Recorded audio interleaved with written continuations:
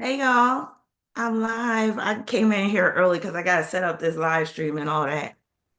So just give me a minute.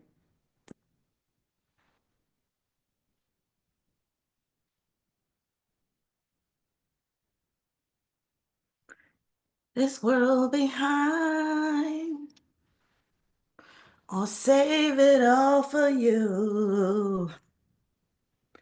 Would I fill the tank up with gas and be out the front door in a before reconsidering this hell with you? It ain't you, it's the things you do. It's tearing my heart in two. To hell with you.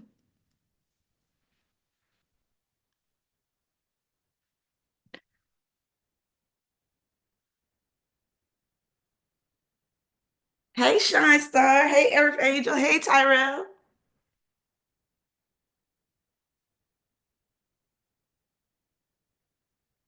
We got Tully C up in the house. Hey, Liddy in the city. Hey, Adora. I'm doing good. Hey, Latakia. Oh, let me set up this live stream. Hold on.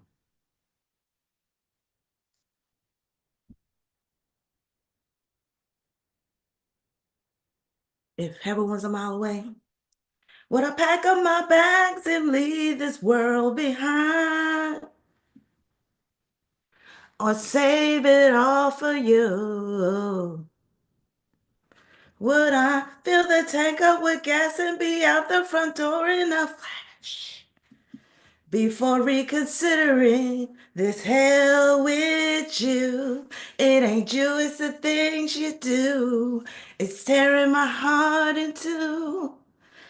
I could have fell with you, to hell with you. You know what? I'm singing this song because thinking about one of my exes. You know why? Because my knee is acting up. And that can mean that it might rain, in the next day or so. Because, if you have an injury, even if it's been years since you've had this injury, you could still end up dealing with some of the aftermath. So, I was in an abusive relationship way back in the day, and I had a knee injury as a result of my boyfriend at the time. He threw me into a wall. And you know how like it's like the corner of the wall? My knee hit that corner. I don't mean to start this live stream off on a negative note, but we are talking about sun opposition Pluto here. So it is kind of apropos. I don't have sun opposition Pluto, but I got moon square Pluto. And this story is so dealing with that moon square Pluto in my chart. So my moon is in Capricorn in my first house, conjoined to my ascendant. Capricorn rules the knee. Pluto's in Libra in my chart. That's my relationship, abusive relationship. Yeah, I got a bad busted up knee as a result. And every now and then it acts up. So today it's acting kind of wonky. And they are calling for rain in the forecast. So, like I was saying, if you have a prior injury, hold on, let me pull up this live stream on my phone. If you have a prior injury, sometimes if it's gonna rain, you might feel it in the air. Speaking of rain, it makes me think of Angie Stone, who has recently passed. Rest in peace, Angie Stone. My favorite song by hers is her, I think it's like her biggest hit, No More Rain. My sunshine has come, and I'm all cried out, and there's no more rain in this cloud. That's my shit. I was listening to that earlier today. So I'm gonna start this live stream. I'm gonna talk about her just a little bit, just a little briefly. Hold on, I'm still setting up the live stream. Bear with me. You broke me down. You broke me way down. Goes around, comes around. What goes up must come down. Things you do come back to you. goes around, comes around. What goes up must come down. Oh, wait, need to save that. Oh, oh, and I'm all cried out, and there's no more rain in this cloud. My sunshine has come. Her sunshine has come because guess what? Living on this earth, it can be rather dark at times. And from what I know about Angie Stone, she went through some dark times in her life, from her relationships to her money problems with her record label, owing her a bunch of money. And that's what she was talking about in the past couple of months before she passed. And it's sad, it's tragic. Um, but yeah, let's get into it. Who else we got in here? Hey, Shell 976. Hey, Tracism. Tuli said, damn, every Sag I know been in at least one abusive relationship. Yeah. Because you know what? Sagittarius is about adventure. And what some people don't understand about adventure is sometimes adventure can be ugly. Sometimes it can be dangerous. But it's all an adventure at the end of the day. So my motto is life is all about adventure and learning experiences. So even the bad times I've been through, is I gotta chalk it up to adventure. There's the term misadventure. So yeah, but that's that. So I'm not gonna tarry long. We're gonna get right into it. Let's see who we only got 32 people in here. Come on, y'all. I put the notification out a few hours earlier. Um, but I guess people will filter in. But I'm gonna get started with a couple of current events right now. So let me share my screen. Excuse me, I'm kind of lost right now. Okay, we're gonna close that out. No, I don't want to close that out. I gotta pull up Zoom. The spring, summer, fall, and winter. Love's begun to change. So, how has Venus retrograde been treating y'all so far? Like spring, summer, fall, and winter. Y'all don't know about that song. Our love never stays the same. Does anybody know that song? I'm in a sing-songy mood. It's Pisces season, y'all. And the person that sponsored this video, he said he likes when I sing during my live stream. So if I sing a lot, y'all gonna have to excuse me. But hey Pisces moon. But anybody know that song? I'm gonna sing it again. This is a rare song from the early 80s. Like spring, summer, fall, and winter, our love's begun to change. Like spring, summer, fall, and winter, love never stays the same. Yeah, see, y'all don't know that. See, yeah, most of my viewers, I believe they're, either millennials or Gen Z. So y'all don't know about that. That's a obscure R&B classic. Red November, what's up? You say hi, Rob. Ooh, Sun opposition Pluto. My greedy father-in-law is going through this transit. Leo Sun. Oh yeah, Leos are going to be catching it over the next 20 years. And he already been, wait a minute, this damn heart's in the way, affected and being nasty with us. Can't wait to hear what more is coming his way. Well, this is talking about the natal aspect, but some of what I'm saying about the natal aspect could apply to the transit. YGP said Venus retrograde got me thinking a lot about my friendships. And now that I think about it, that's why I was thinking about my ex, because Venus is retrograde. Yuck. But yeah, especially in terms of the conflict, because Venus is in Aries, so that makes a lot of sense. But yeah, nobody knows that song, obviously. And I only got 37 people in here, but yeah, that's my jam. Okay, where am I at? Okay, here we are. So let me share this little story about what happened to me last night. And I have a picture to go with it.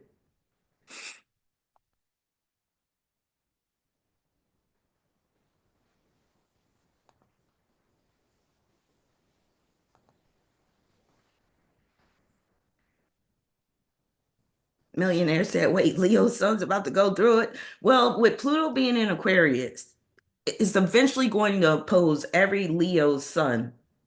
And if they got other planets in Leo, like right now, I'm not a Leo, but I got Saturn in Leo, and Pluto is opposing my Saturn right now. So I've been dealing with some of the stuff that's been dealing with that. Thankfully, so far it hasn't been too bad, but it is part of it is dealing with the passing of my nephew recently. So yeah, but just know that if you are a Leo, Pluto will eventually come for your sun through an opposition. So get ready. Now, it doesn't mean it's going to be bad. It could be a good thing. It could be like where you experience a life-changing event for the better. So I don't want you to think that it's going to be all bad for all Leos. But I will say this, if you haven't been living your life right, if you've been living a messy life, if you've been doing some like messed up stuff to people, if you've been on some bullshit, then Pluto, when it opposes your sun, will basically whoop your ass. That's what I'll say. Okay. How come I'm not see oh, because I don't have play on here. Hold on. Let me turn this down and hit play. Because I want to make sure y'all can see the can y'all see the PowerPoint?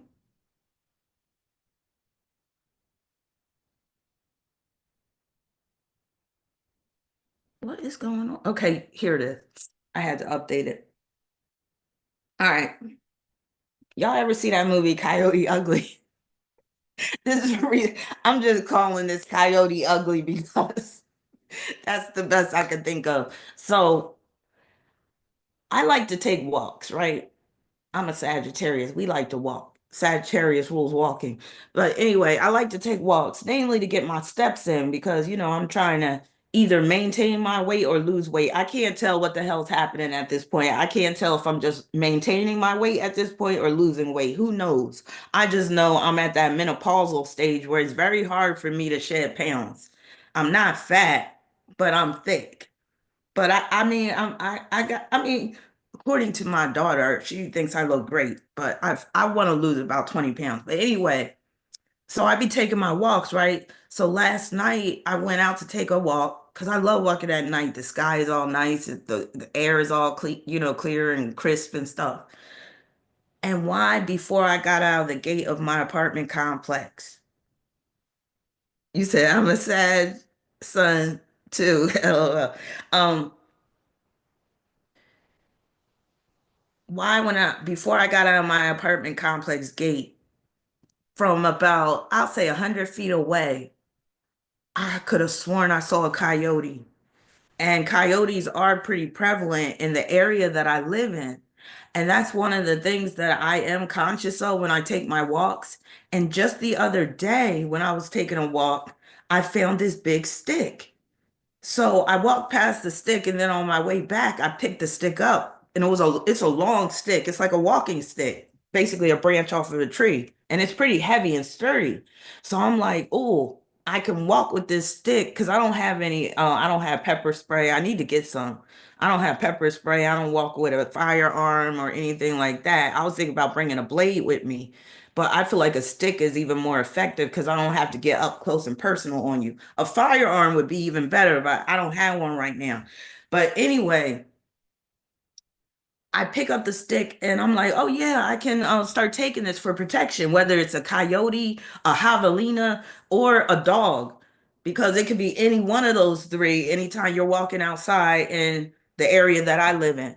So I had the stick still, and last night I was about to go for my walk, and I wasn't going to take a long walk that night, last night. So I was like, nah, I don't need to bring my stick. So I go out there and again, I look to my left and there's this, I couldn't tell if it was a dog or if it was a coyote, but it looked just like this. And I think it was a coyote because he was big too. And I'm looking and I don't see no leash. Because again, some dogs can look like this. So there's a lot of people with dogs in my apartment complex. So sometimes it might be a person walking a dog on a long leash. So I was looking to see if there was a person in back of the dog or front. I didn't see no person around this damn thing. I turned around. Oh, javelina is like a wild pig. They're crazy too. I don't want to come into contact with them. And they be in families. They'll be like 30 deep in a park somewhere. But anyway, back to the coyote. So once I saw that, I quickly spun around and I started walking fast back to my apartment. And then when I got around the corner, I ran back in because I was like, I am not having an encounter with some coyote and that be the way I lose my life. I'm not, no, I'm not going down. That's one of the ways I know I'm not going down, not through some animal. Me and the animal, we will fight to the death, but I didn't want to have to get in a fight that night. But isn't it crazy how I was going to go out there without the stick? I did go out there without the stick, even though I found it yesterday. And me finding that stick, I don't believe in coincidences. That was a sign right there. Me finding a stick was a sign saying, you being too you being too comfortable out here. You living in the wild desert. There's wild animals all around, including coyotes. A lot of times we hear them when they like to feed on stuff because they'll be howling and stuff. And every now and then you'll see one like either it'll be dead in the road. One time me and my daughter saw one crossing the street. So yeah, they're pretty thick in this area. Callie 92 said, my twin and I experienced a coyote jumping right in front of us. We thought it was a dog, but it wasn't. My twin and I returned immediately. We missed school too. I don't blame you.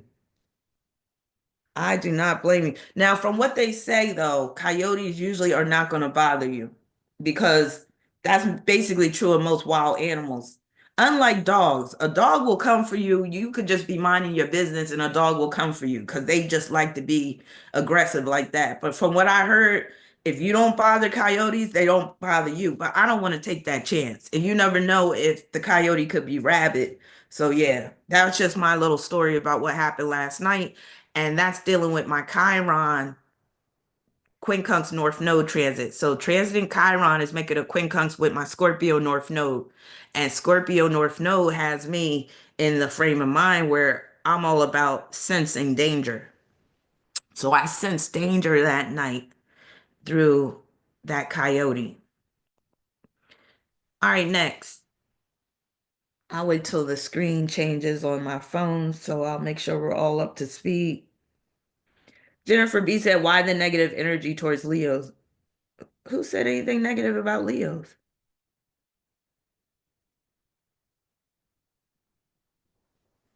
Hey Danny, how you doing?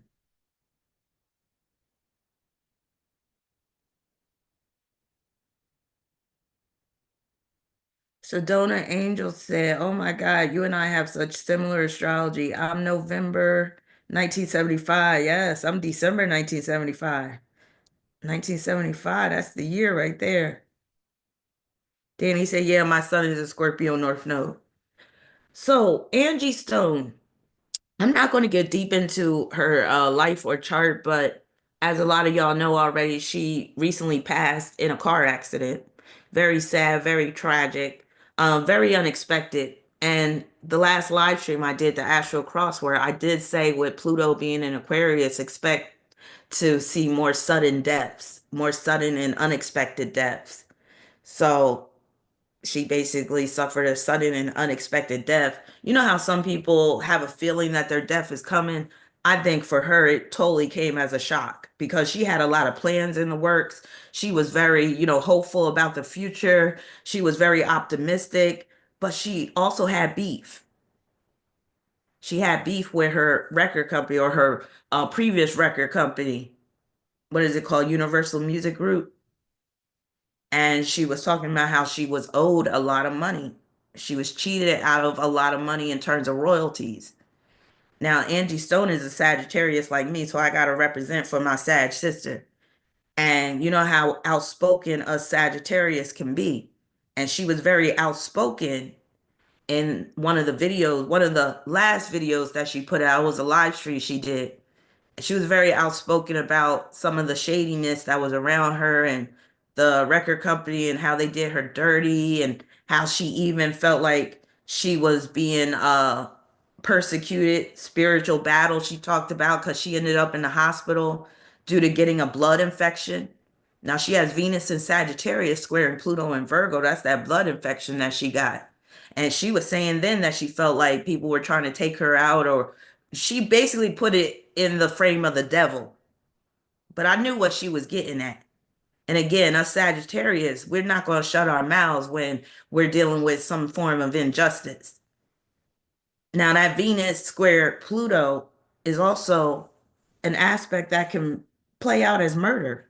I always talk about this with Venus square Pluto. It's a very potentially nasty aspect. It's come across my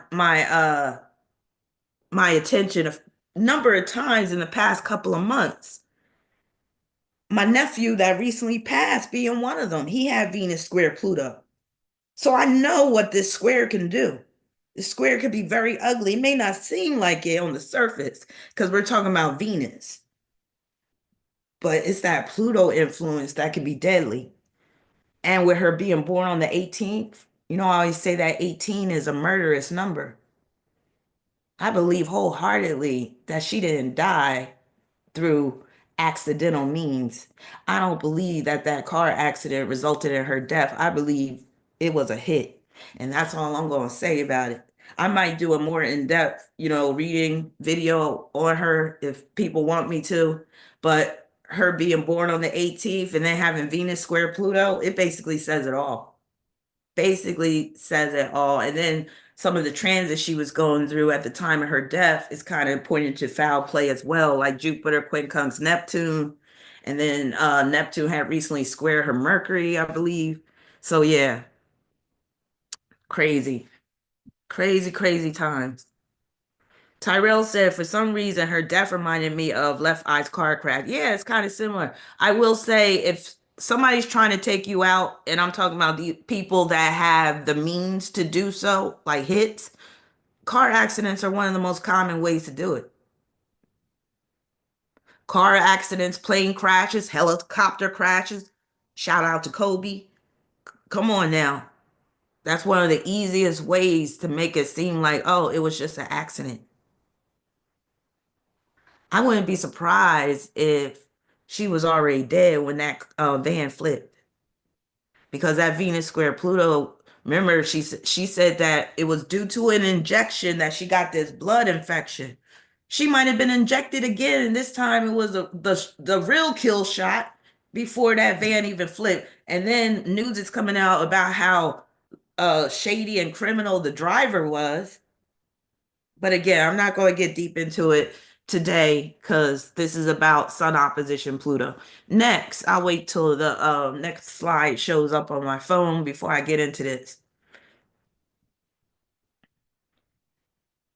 Hey, the one said, just discovered Lover's Ghetto by Angie. She sampled Dynasty's adventures in the land of the music. You know what? I didn't know she sang the theme song for the show Girlfriends. I had no idea until this week. You also said Sag always shows up in my life. Aaron Carter, Britney Spears, Raven, Nene Leakes. I was shocked by Aaron Carter's death as well. Yeah. All right. So Lilith is in Aquarius right now. Well, I say can't say we because I ain't part of this circle, but Hollywood recently had the Oscars. And there was this thing going on with the way some of the women were dressed. Not in particular the Oscars, but the after party, the Vanity Fair after party. So I just wanted to just make a reference between Lilith being conjoined to Pluto and Aquarius right now, and how that basically gave some of these women more of the gumption to basically be more revealing in terms of their dress. So this one is more tame on the tame end. I have no idea who this is. Does anybody know who that is? I thought that was Zoe Kravitz at first, but then I'm like, this is Zoe Kravitz. So the next image I'm showing is Zoe Kravitz, and she has her ass like out, like she's showing the ass cleavage, which is kind of new.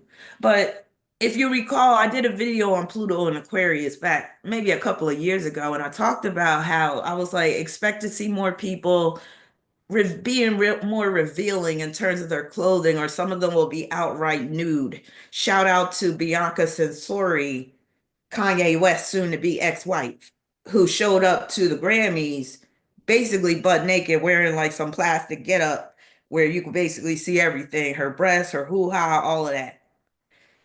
Zoe Kravitz, she's being more tasteful with it. I can't can you even say this is tasteful, but she's showing the ass cleavage. So this is becoming more and more of a trend with Pluto and Aquarius, and with Lilith being conjoined to Pluto, it's really going to set this trend off. So expect to see more and more celebrities showing more and more skin as time goes on. We also have Meg the Stallion here. Now, this is nothing new because Little Kim did this back in the day. I was it the Source Awards or the Grammys or something. Remember Little Kim had the little purple outfit and she had the pasty on, but Little Kim only had one boob out. Meg the Stallion got both boobs out with some green pasties on. So again, this is like the epitome of Lilith conjoined to Pluto in Aquarius, this right here. Now, yeah, very tacky, and that green is not her color. I don't know who told her this green was a good color for her, but it's just not. It's not giving glamour, it's not giving high style, it's not giving nothing. It's just giving I'm in the jungle somewhere.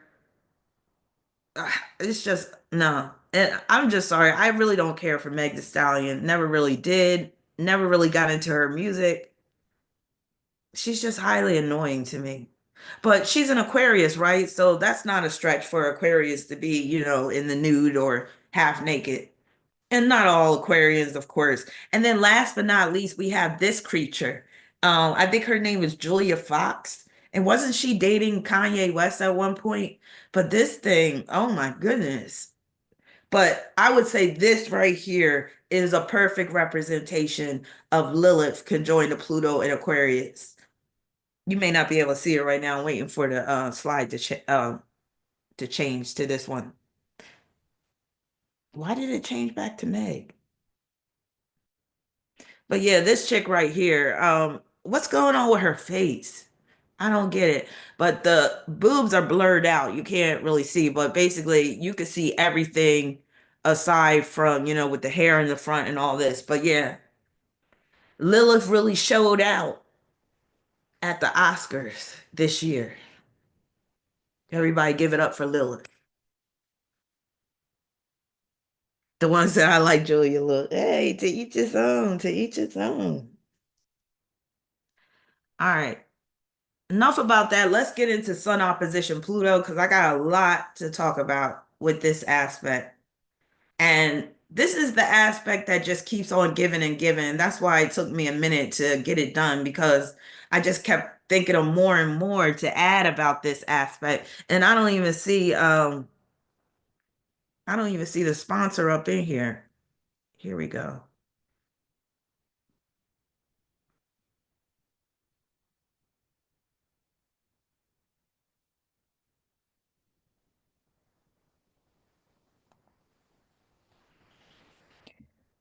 All right. So the title of this video, the sponsored video is Sun Opposition Pluto Power Up. Do I have any Dragon Ball Z fans up in here? Hey, Derek, he's here. Yeah, Derek, you made it right on time. Derek, are you a Dragon Ball Z fan or were you ever? Anyway, you know me, I'm always trying to come up with a title for the videos. I'm always trying to come up with a good image. I don't know if y'all know, but I be putting a lot of thought in this stuff. So the best I could come up with was Super Saiyan. And I call this power up because that is very much how Sun opposition Pluto can be. You add one of your questions, Derek, was, is there anything good that could come out of Sun opposition Pluto? And yes, there is a lot of good that could come out of it, namely having this power at your disposal. So let me just the one said my uncle was in the Dragon Ball Z. Let me just read a little bit about what Super Saiyan means because again, this was the best way that I could describe Sun opposition Pluto in a very succinct way.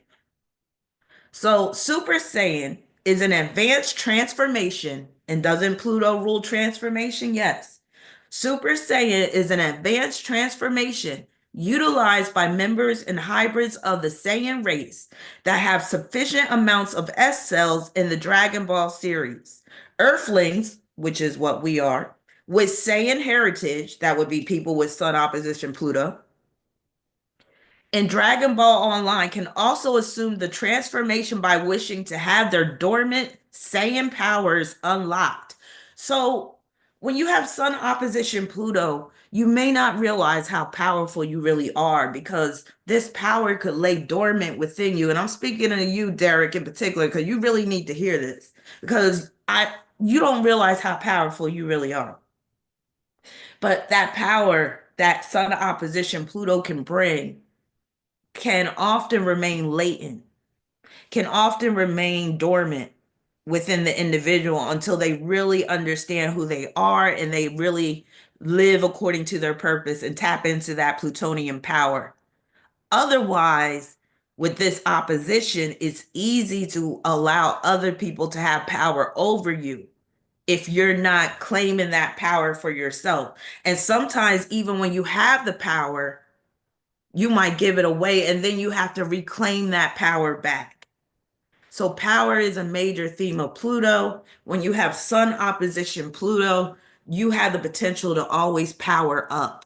You always have the potential. Hey, Annie, you always have the, hey, free spirit forever. You always have, hey, King Ada, you always have the potential to power up. You always have the potential to transform your situation, to turn your situation around, to make that comeback. So Pluto is death, right? But death is just change. It's just changing form. As they say, what is it? The second law of thermodynamics, energy cannot be created nor destroyed. It can only be transformed. So when you have Sun opposition Pluto, you might go through a number of lifetimes. You might have different purposes at different parts of your life and go through death and have rebirths. And you may never truly die because with Sun opposition Pluto, your name often lives on depending on what you do and your contributions to the world. Now, with that being said, let's get it on. Let's get it on. It's time to get down. That was one of the old Soul Train themes. Okay, so this video has been sponsored by Derek. Thank you, Derek, for sponsoring another video. Now, Derek asked a lot of questions. So some of these questions I'm going to answer right away. Some of them you'll see when I go through all the bullet points. And of course, I got celebrity examples as well.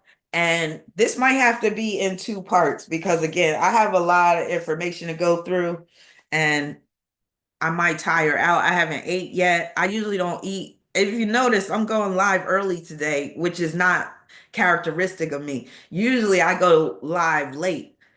And I typically, most of the time, do not eat until around 4 p.m. because I do the whole intermittent fasting thing. Because if I didn't do that, I'd be big as a house. So I have to basically eat one meal a day.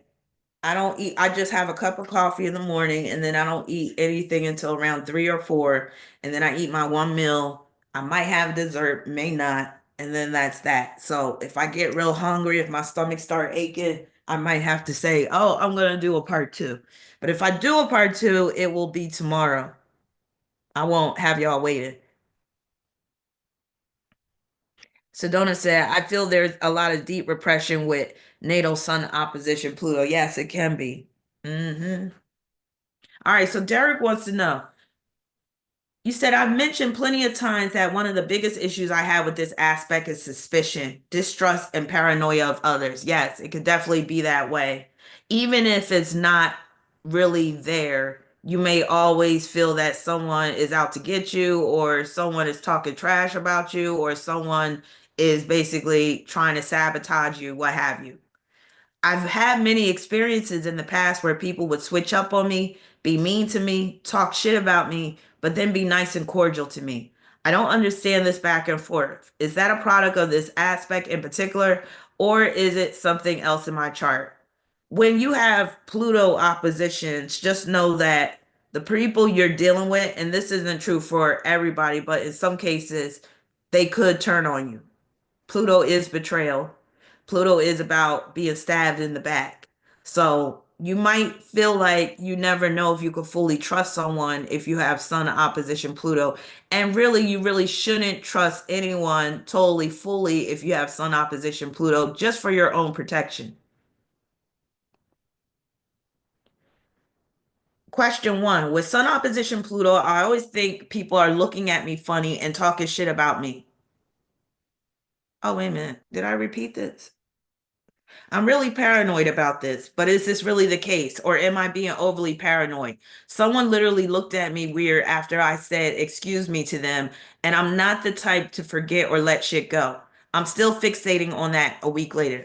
So, with Sun opposition Pluto, keep in mind that Pluto is about perception. So, you could be very perceptive having Sun opposition Pluto, but keep in mind that perceptions can sometimes be wrong. When you have Sun opposition Pluto, it's like it's easy to look at the world through a dark lens. Hey, Jane, it's easy to perceive that people are out to get you, people don't like you. Even if somebody makes a certain face, they made it because they don't like you. It may not have nothing to do with you, but you're perceiving it. Basically, you're dealing with this energy about you and them. And that's how the opposition works anyway, but even more so when you're dealing with Pluto oppositions.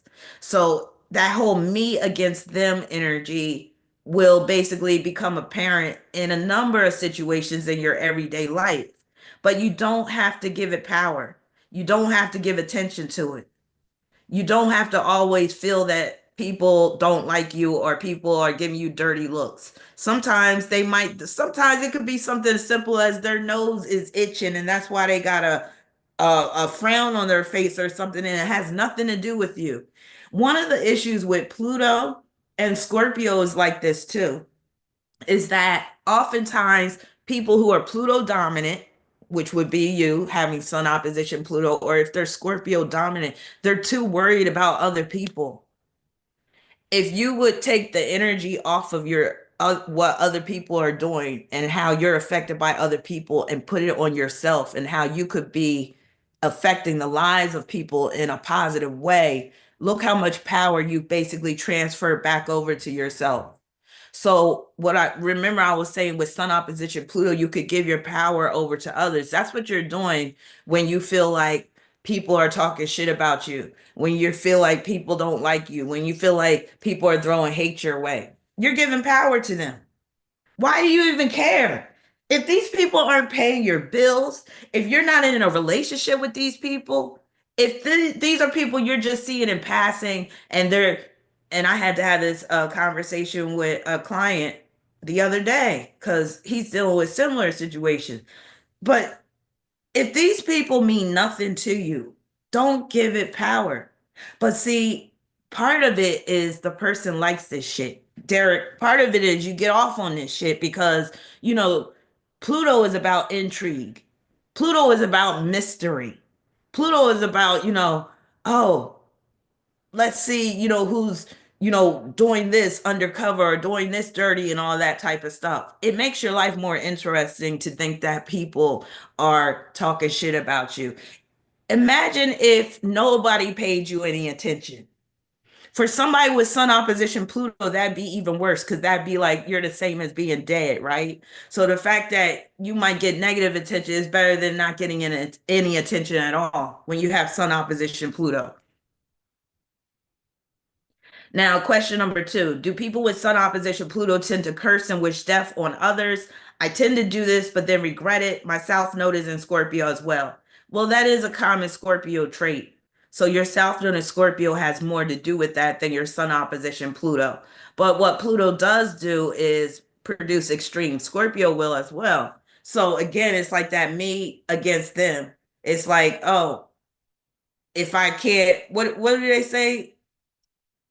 If you're not with me, you're against me, and you might as well be dead. Or if you did, like, because again, Pluto and Scorpio is about death. And that's why People who are dominant with Scorpio energy, dominant with Pluto energy, they might wish death upon someone, but they may not mean it. I got Moon square Pluto. I've wished death on people. Did I mean it later on? Probably not. I'm saying probably because a couple of people I wished death on, I really did want that shit to happen. But that's just the nature of Pluto. And it doesn't mean that you're an evil person. It doesn't mean that you really mean it. But sometimes you just be in your feelings, and those feelings are super intense and they're extreme. And a lot of times we want somebody dead. It just means we want them to be far away from us. We want them to be removed from our life. We don't really mean that we want them dead. But yeah, that's just common when it comes to having that Pluto influence over you. You will be extreme like that. I mean, I don't know if I should say this, but I don't want to incriminate I mean, I haven't, look, I haven't done anything any remotely close to taking somebody's life. I will say that. But I'm going to be real with you about my own square between Moon and Pluto. There's been a time where I've had a conversation with someone and said, what if? If you know what I mean, like, what if, and this is how I would do it type thing. If you get what I'm saying, where you're like going through types of options, like, okay, how could we make this happen? You know what I mean? So again, don't be hard on yourself. And I did want to start the live stream because it's Pisces season. I did want to start the live stream off telling everybody to be gentle with yourself. We need to stop being so hard on ourselves about things and ease and lighten up about things. And again, just say it's because I got Sun opposition Pluto and my South Node's in Scorpio. That's why I'm focused on death when people do me dirty. But it doesn't mean that that's what you really want. Question three, could this aspect make you hated by others similar to Sun square Pluto? Or is it easier to manage? I wanted to say, in what ways in this aspect, both more positive and challenging than Sun square Pluto? Or do we tend to get the wrong idea about the opposition as a challenging aspect? Well, I'll just say this, Derek. If I were given a choice between having Sun square Pluto and Sun opposition Pluto, I would choose Sun opposition Pluto because I see how nasty Sun square Pluto can be and how much depth it can bring into a person's life. It don't even have to be their own death, but I've seen people have short lives having Sun square Pluto. But I've also seen other people with Sun square Pluto, and there's a lot of death that they survive, family members, friends, what have you. I'd rather have Sun opposition Pluto because there's more options with Sun opposition Pluto than Sun square Pluto. Sun square Pluto, I feel, is even more fated than Sun opposition Pluto. You have more leeway with Sun opposition Pluto. But with that being said, Sun opposition Pluto can be very deadly at times as well. It really depends on your upbringing, your environment, especially your environment. Whenever you're dealing with oppositions, your environment has a lot to do with that opposition. So if you're dealing with if let's say you have an opposition and you're in a very bad environment and it's just basically leading to a lot of bad luck in your life. A lot of times if you change your environment, it can help ease up that opposition. The square is different. Unless the square is basically dealing with the environment, such as Pluto being in the third or the sun being in the third, with Sun square Pluto, that square is basically manifesting no matter where you are. But again, it all comes down to our life choices. These squares and oppositions, they'll bring fated events, but we do have a certain degree of free will that can help to mitigate the potential deleterious effects of these aspects. Always know that, that's where your free will comes in. You don't ever have to just sit down and say, I have to live life according to the default because we all have a default button, which is our natal chart in terms of what's it going to give you without you doing anything at all. All like a lot of people are on default. You could call these people NPCs. These are people that are not self-aware. These are people that, of course, they don't believe in astrology. They think it's all bullshit. They don't believe that the cosmos has this influence over our lives. They don't really think about, how their behavior affects others. They're not self-aware. So they're on default. And when you're on default, sometimes things do work in your favor. But then sometimes you might be doing things and creating havoc in the lives of others because, again, you're lacking that self awareness and you're not operating your free will according to a way that's, just and fair and admirable. I'll just say that. So, yeah, a lot of people are on default. And that's something to keep in mind when you're thinking about getting into a relationship with someone. You need to ask yourself, is this person on default? And I should do a video on that. Is a person on default? Because there'll be some signs where you'll be able to see if they're on default. Like if they don't ever question anything. I posted a video on my Patreon this week about NPCs. NPCs, that stands for non-playable characters. It's a video game reference that basically deals with people that are not really conscious beings. They basically just walk through life like zombies and just are on default. They basically just do what their chart basically dictates, and they don't basically ever try to rise above their challenges. Now, question number 4, is there anything good about this aspect? Yeah, there are some good things, and I'm going to be getting into the good things first. Question 5, can this aspect weaken any aspects of Sun trine Neptune? It's not going to weaken Sun trine Neptune, but I'll say you may not be maximizing the benefits of Sun trine Neptune if you're too focused on the negative part of Sun opposition Pluto. Meaning, if you're given too much power over to others, then you're not going to really maximize the potential of this Sun trine Neptune, right? So you have to incorporate that Pluto into your life in a very positive and productive way for you to really get the benefits of this Sun trine Neptune. Because what's going to happen is Sun opposition Pluto can undo everything that you were blessed with from Sun trine Neptune if you're not careful.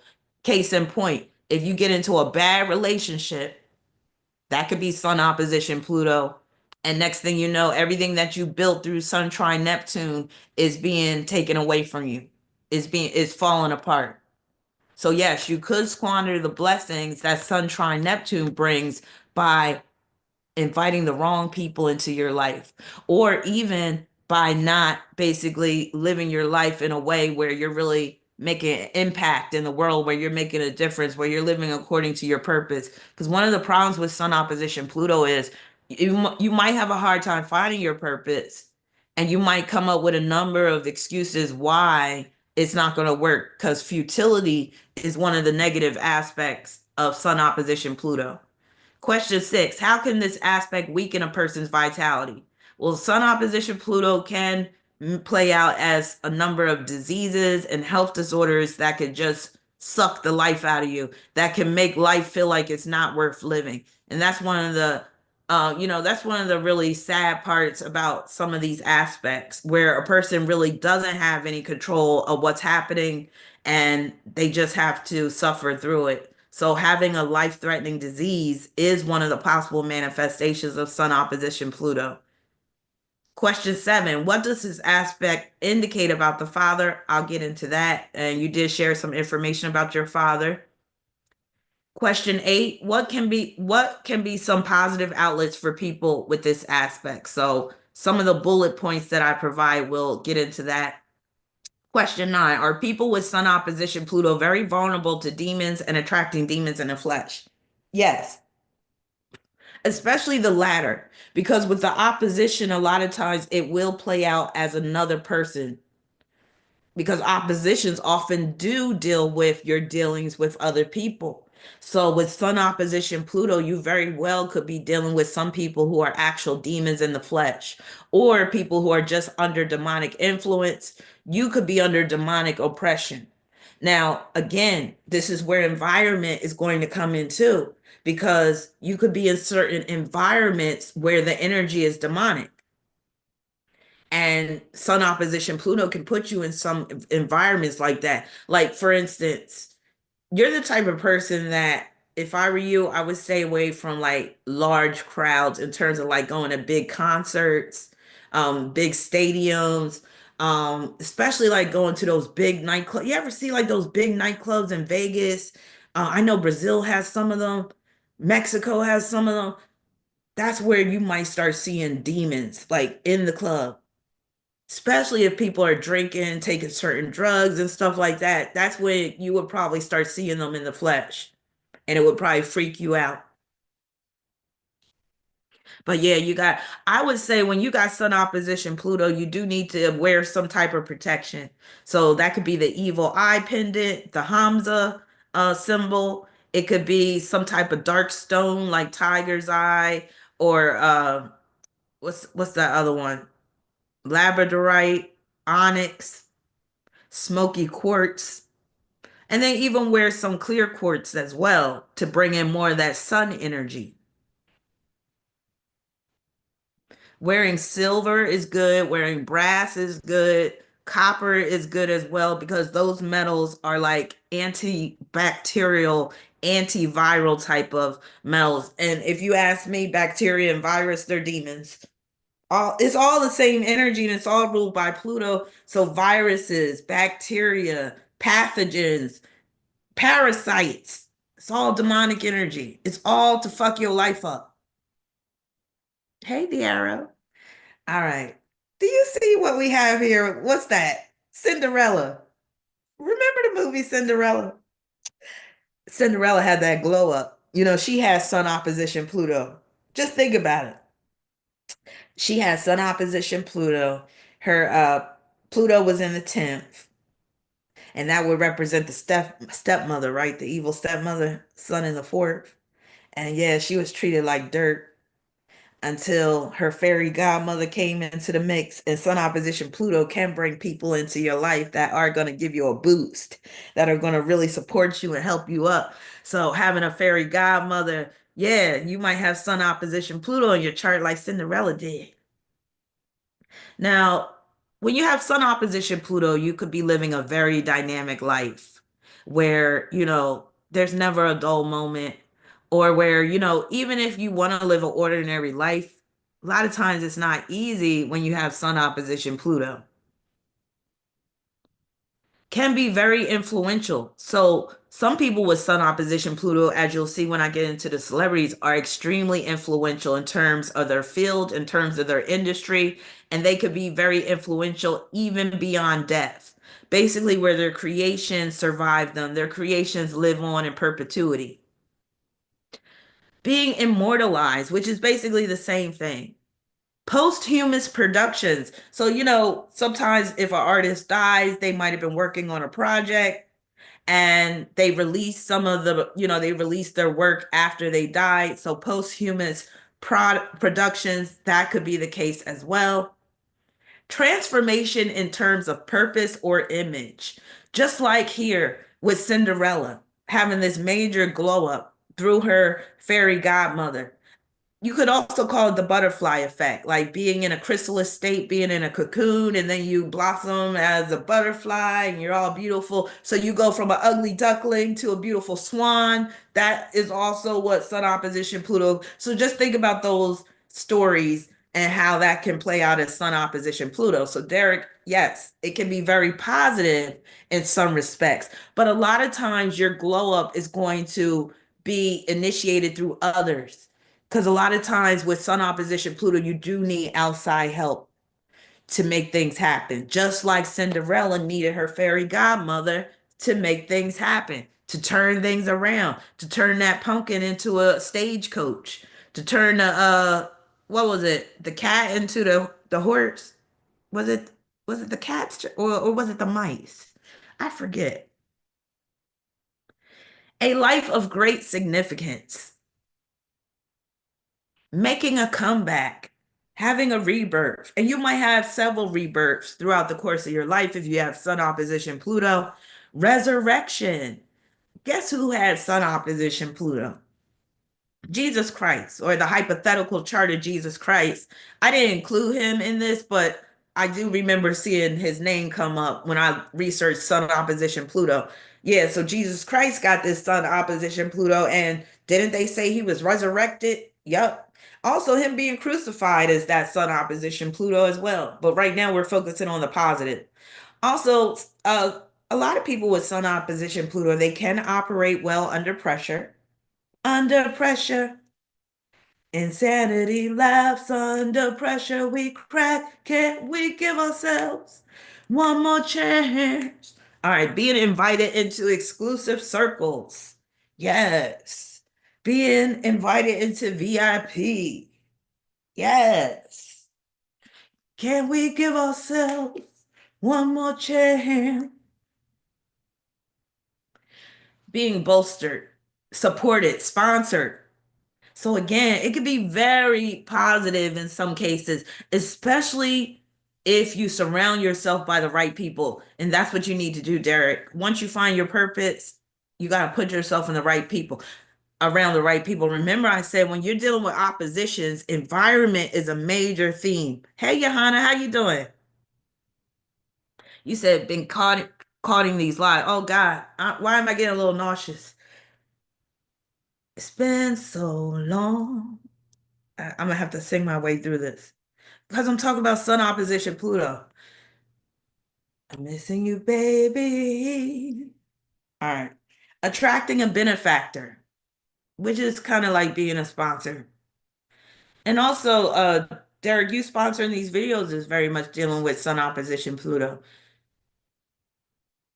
Collaborators. So collaborating on a project. And remember, I said a lot of times with Sun opposition Pluto, you are going to need the help of others. You're going to need the support of others to make things happen. So you can't think you're going to go through life being an island or being an introvert, like an extreme. You could be an introvert, but don't be an extreme introvert where you feel like, oh, I'm all on my own. I can't work with anybody. I can't accept support from anybody. I got to do this all on my own, because a lot of times you're going to not be as successful as you can be unless you collaborate with others. Exceeding thresholds. So you might go where nobody has gone ever before. You might exceed thresholds. You might basically be one of those people that might even break a world record.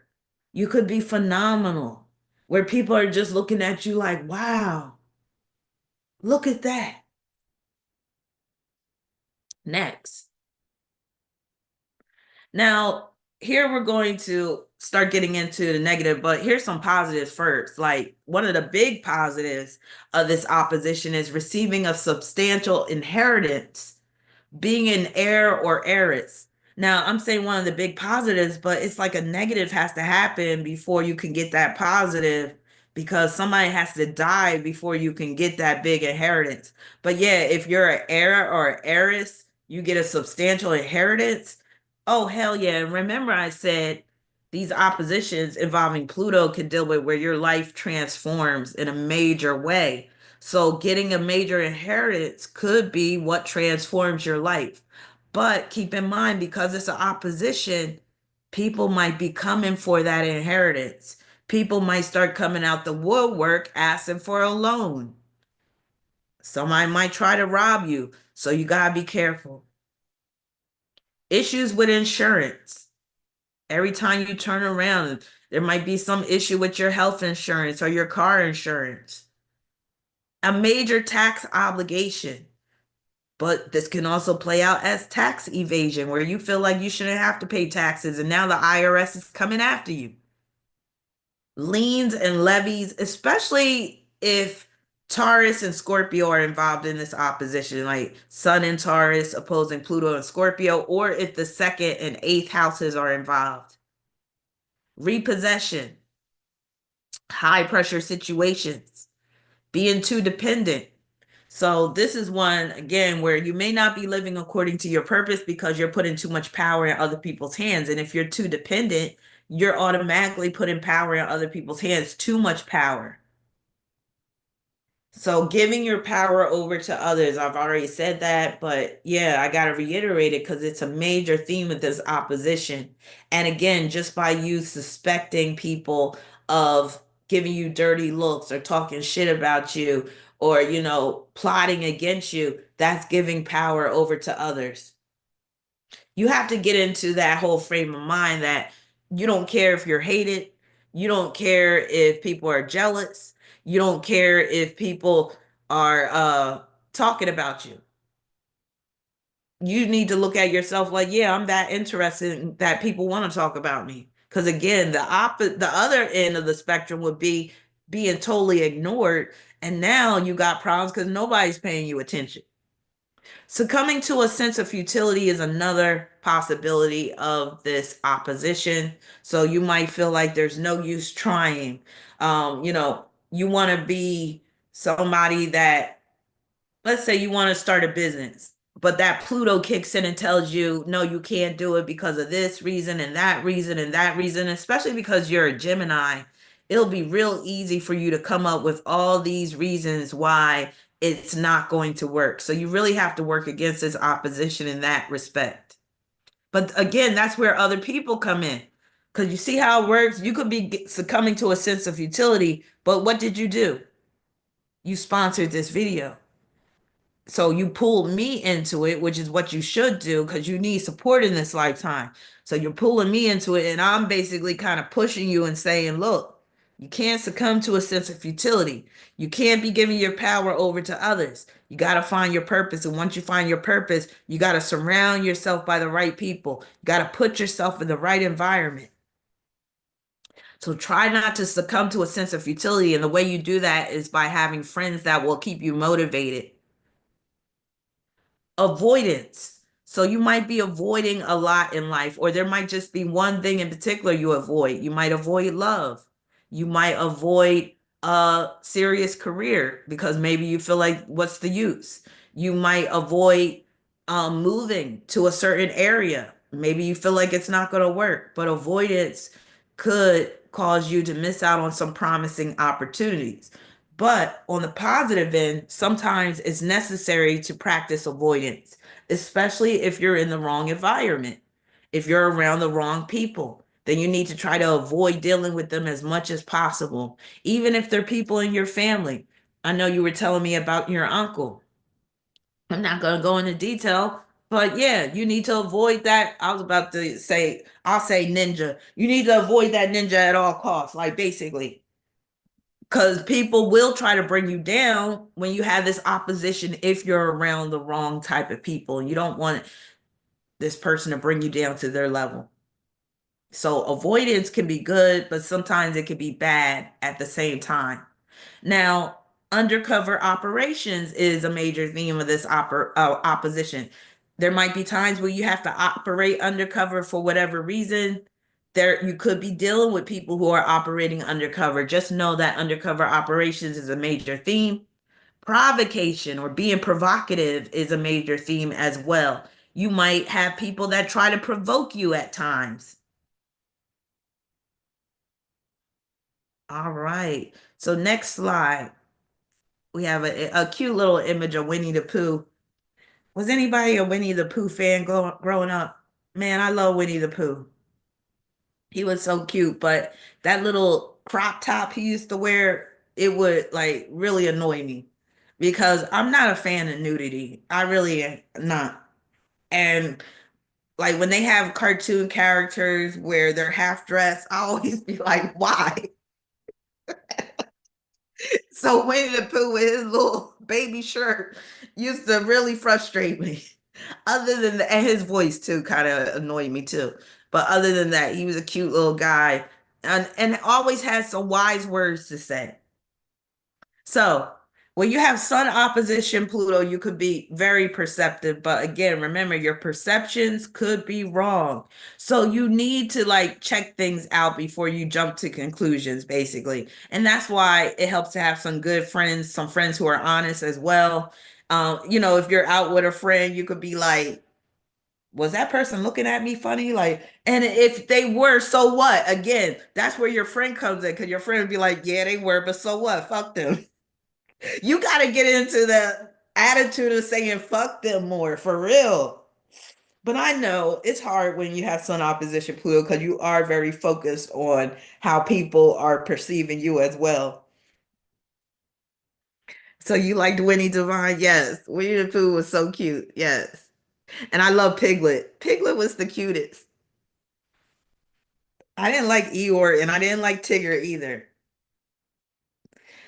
Too concerned with other people. So just like how I was saying, like when you got Sun opposition Pluto, you could be too concerned with other people. I'm glad I don't have that opposition, but I do have Jupiter opposition Pluto, and I do sometimes have that issue too. I ain't gonna lie. Sometimes I do feel like people are looking at me funny, but I quickly look and like I just get over it. Like I don't let it like really bother me. But with my Jupiter opposition Pluto, sometimes I do feel like people are looking at me funny.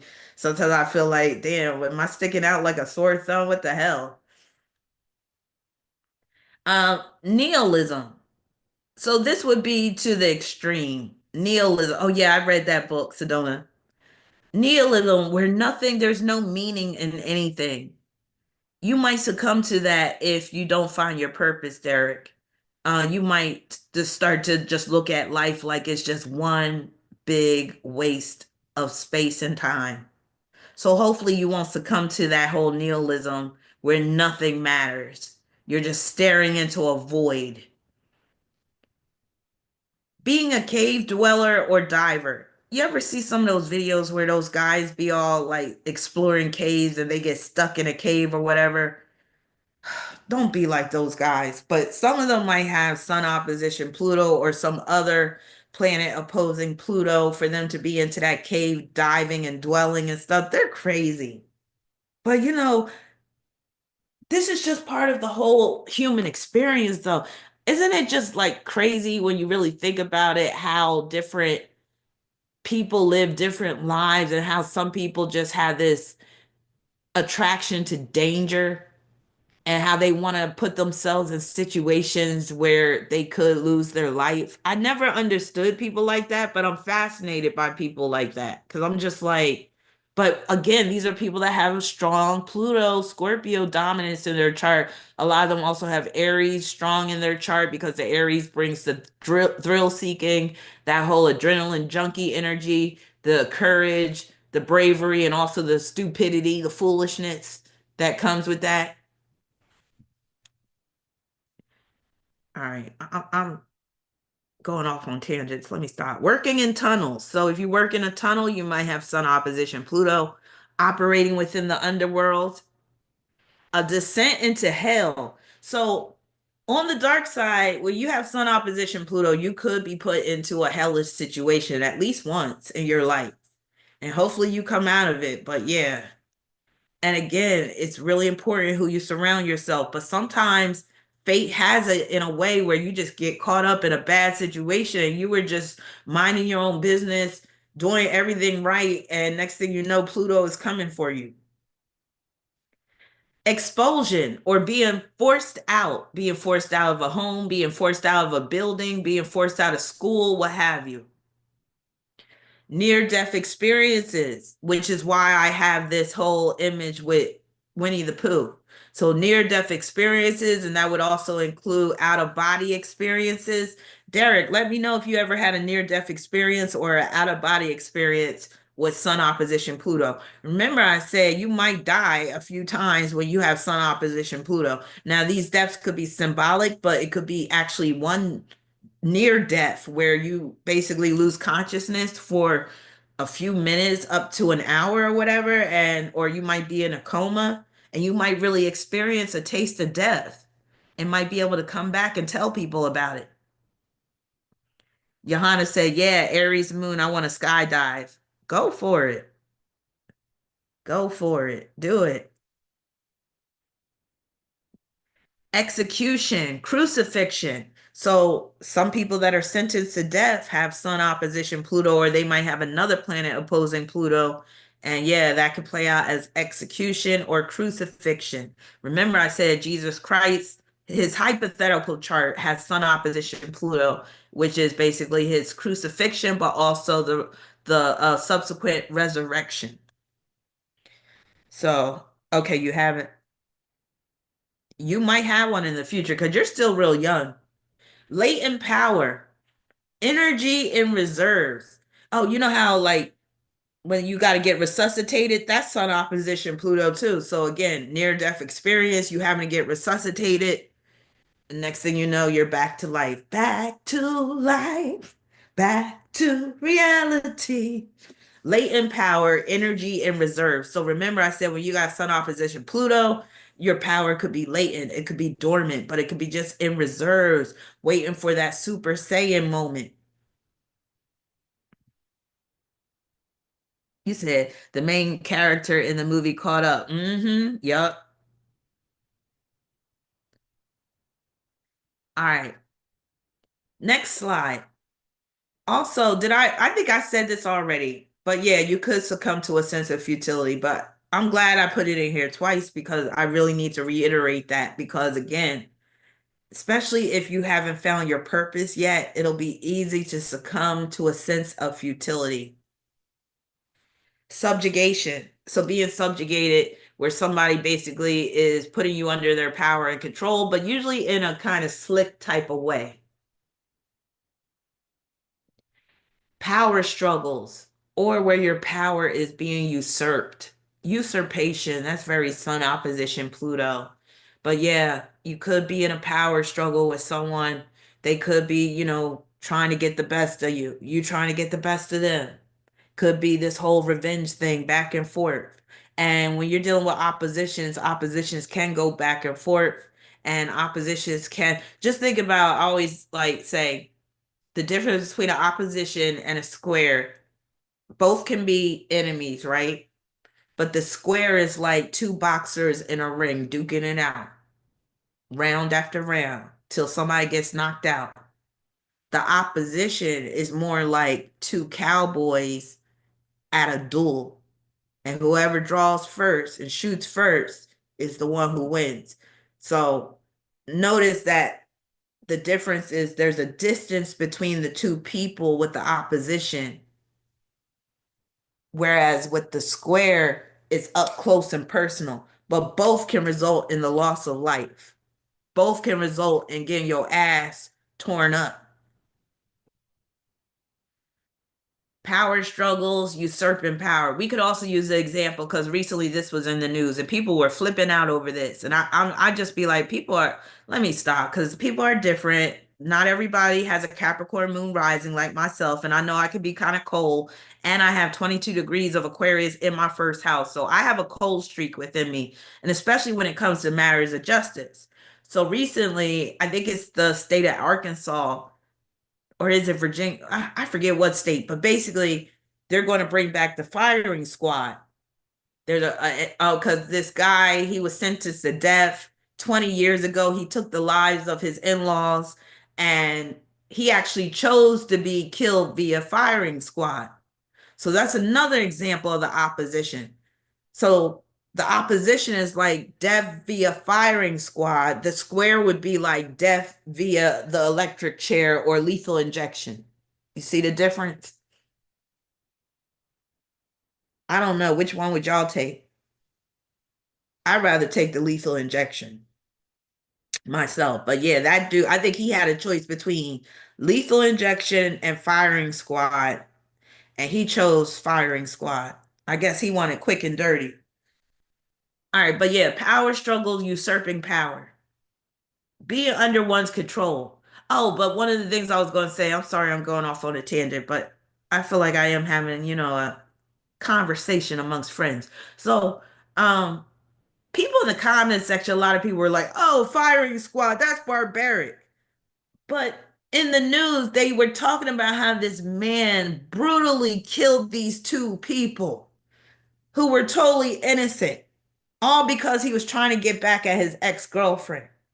And people are talking about death via firing squad. Oh, that's barbaric and how this is America and all. And I'm like, so do you see what this man did to two other people? And he was allowed to live for 20 years because this happened in 2005. He was allowed to live for 20 years and now he's facing his death. I'm like, why did it take so long? But there are really people out there that believe people that kill in the most gruesome ways should be given a humane death. And I don't believe that. I'm just like eye for an eye, like especially if the person admits to doing it. And I think this was one of the cases where he admitted to doing it. I'm just like, man, sometimes I look at people, I'm like, you soft. But again, that's because I'm dealing with certain energy in my chart. I don't have any planets in Cancer. I don't have any planets in Pisces where I would care like that, where I got a bleeding heart. I just don't have a bleeding heart. I'm like, if you kill somebody in a gruesome way, you need to go out the same way. I'm just like that. I'm sorry. Hey, Ashley, how you doing? But I'm just like, damn, some people, I'm just like, I even had to respond to somebody in the comment section. I was like, what did I say to them? Because this person was like, that was barbaric. And I'm like, yeah, it was barbaric the way he killed those two people. I'm just like, but anyway, I'm going off on a tangent. Power struggles, usurping power. Like I said, being under one's control. Remember the movie Get Out? Yeah. He probably has sun opposition Pluto in his chart. Subterfuge, sabotage, especially when she was like sinking to the floor. Very sun opposition Pluto. As he said, I agree. Sorry, not sorry, right? I'm like, don't do the crime if you can't do the time. And if that time means an early death, so be it. Experiencing a sense of void, experiencing ego death. Now, ego death could be a good thing to a certain extent, but ego death, if it's like full on ego death, it could be a scary thing. And some people will experience that through taking certain drugs. So, experiencing an ego death where you totally lose your sense of self, that could be scary. And what could come after that is like a bout of psychosis. But this is more on the extreme end, being in a sunken place, like in the movie Get Out. Nihilism. I'm sorry, I'm repeating things. So I already put nihilism in there. But generating disgust. So, Derek, you did ask, people will sometimes look at you with dirty looks or whatever. So sometimes, in some cases, some people with sun opposition Pluto will actually generate disgust in others. Not saying that's what you're doing, but sometimes it is actual where they might be just doing something nasty and people are looking at them like, ugh.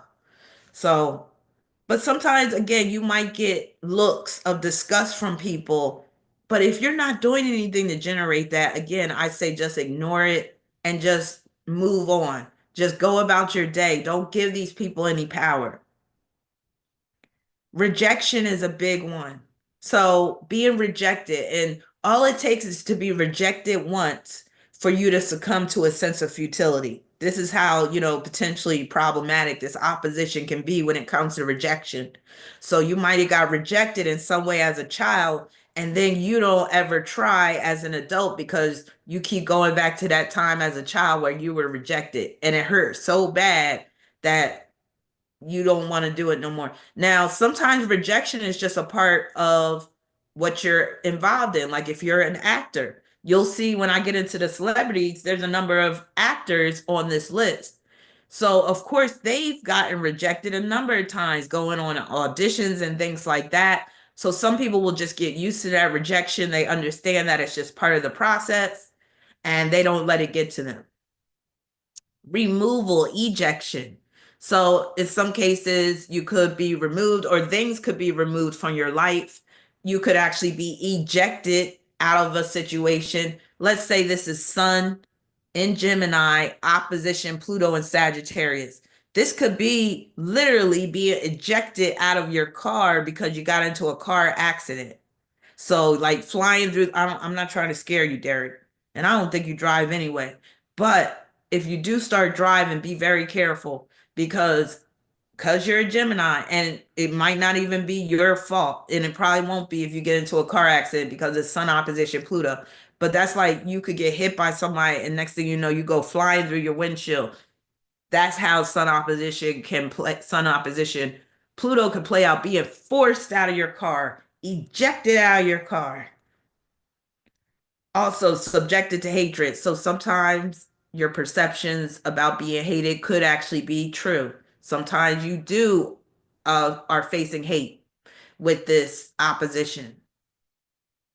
Interrogation. So some people with this opposition are interrogators, and some people with this opposition will be interrogated at some point. And some people with this opposition will either have a restraining order against them or they'll be the one asking for a restraining order against someone. Let's hope that's not the case at any point in your life, Derek, where you have to get a restraining order against someone or where somebody has to get a restraining order against you.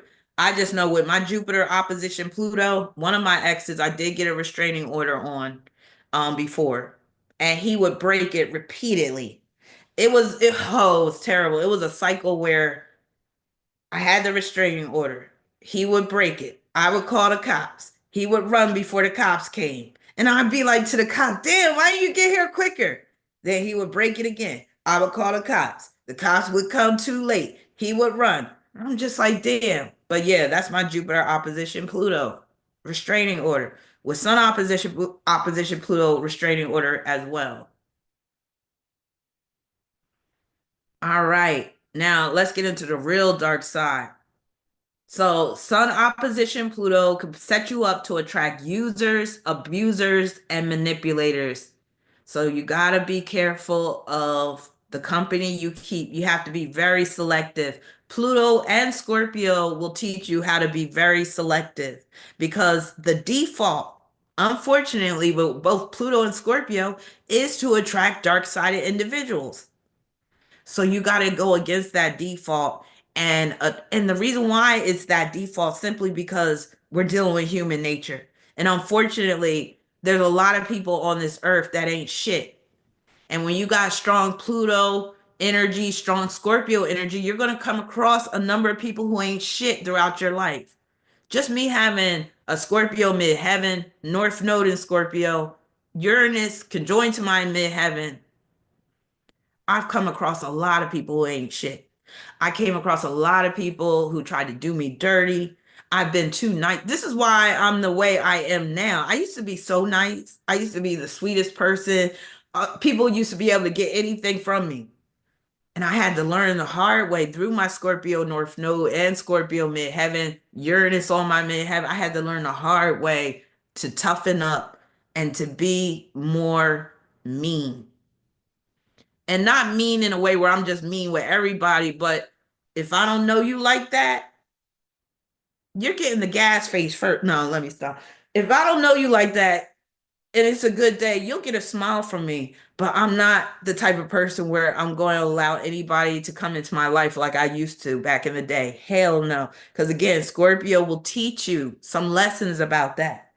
Because the way this world works, when it comes to Scorpio energy, the default is dark-sided individuals. It just is what it is. So you could be the nicest person, but be a Scorpio, and that darkness is going to visit your doorstep some way, somehow. It just is. Being robbed or mugged, burglary. That's another possible manifestation of this opposition. So again, Derek, when you're out and about, especially if you're in an area where there's like a high incidence of crime, you need to carry some form of protection. Now, I already talked about the spiritual protection, but you might need to carry a blade with you, at least some pepper spray, firearm, what have you. If you don't like firearms, at least carry pepper spray or a blade because, again, especially in these days and times with these NPCs, I'm telling you, these NPCs are turning into straight up zombies. We are in a zombie apocalypse. It's not where we're seeing people foaming at the mouth and like with their skin falling off. No, not that type of zombies, but zombies of the mind. People are losing it over French fries. People are losing it over missing ketchup in the bag. People are losing it over dumb shit. So we have to, if you got aspects like this in your chart, and I'm included, because like I said, I got Moon square Pluto and Jupiter opposition Pluto, and that it completes a T square in my chart.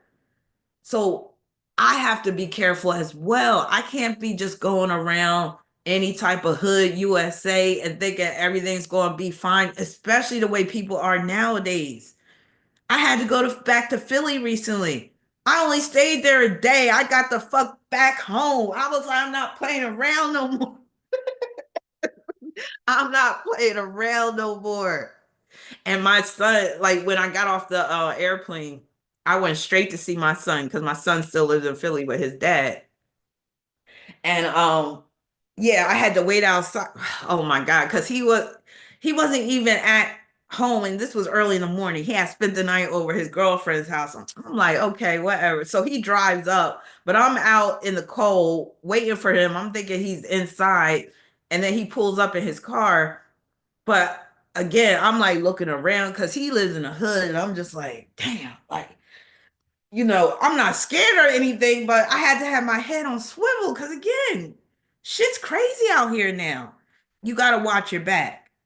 Now, being robbed or mugged, burglarized, toxicity, dealing with toxic individuals in particular, but it could also be toxicity in terms of the body, toxicity in terms of something entering your body that's toxic, and now you're sick. Death is a real or perceived threat. So, and let me stop. I'm about to laugh thinking about one of the famous people I have. Oh man. All right, I'll wait till I get to that part. But death is a real or perceived threat.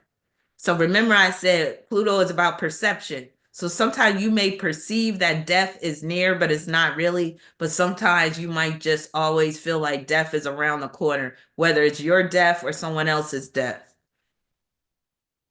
Life-threatening diseases, like I mentioned before, actual or perceived threats.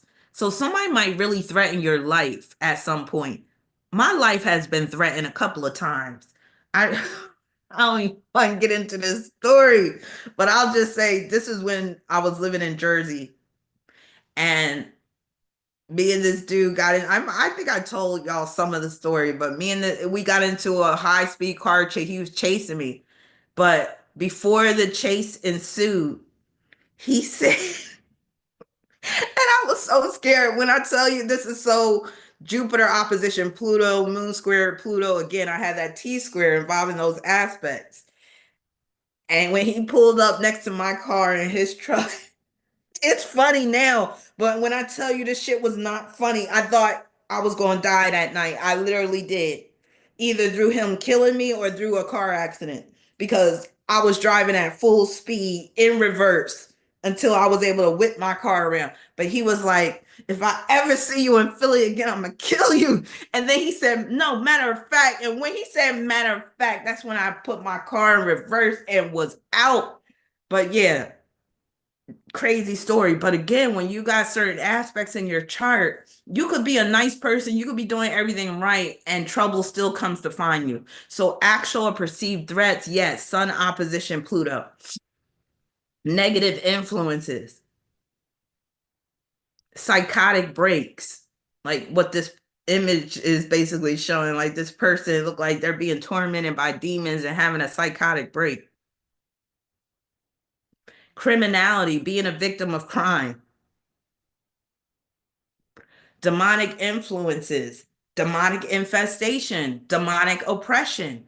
So you got to be careful. Again, it could be your environment. When you got oppositions, a lot of times it's about your environment. Just like how I told you about that situation with the dude. I was in a bad area in Philly when that shit went down, dealing with some negative, dark sided individuals around that time in my life. Didn't know what the hell I was getting myself into. But anyway, yeah.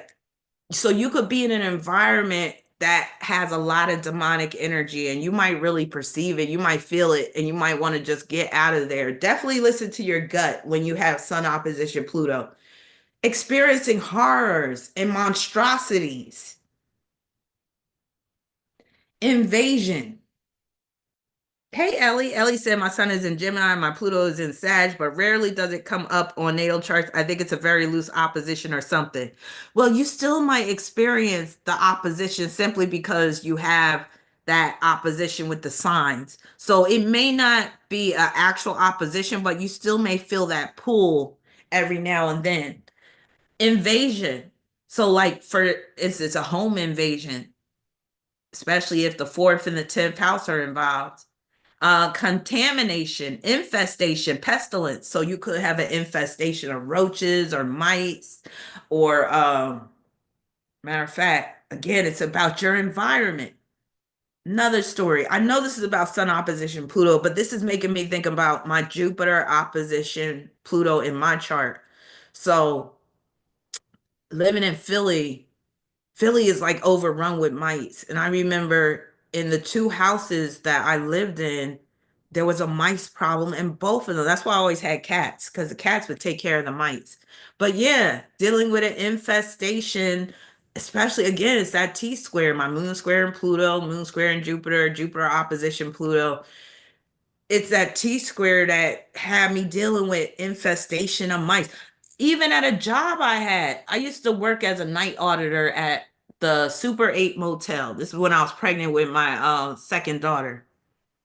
That hotel was overrun by mice. I remember I'd be sitting at my desk and a mouse would act like mouse would come under the door.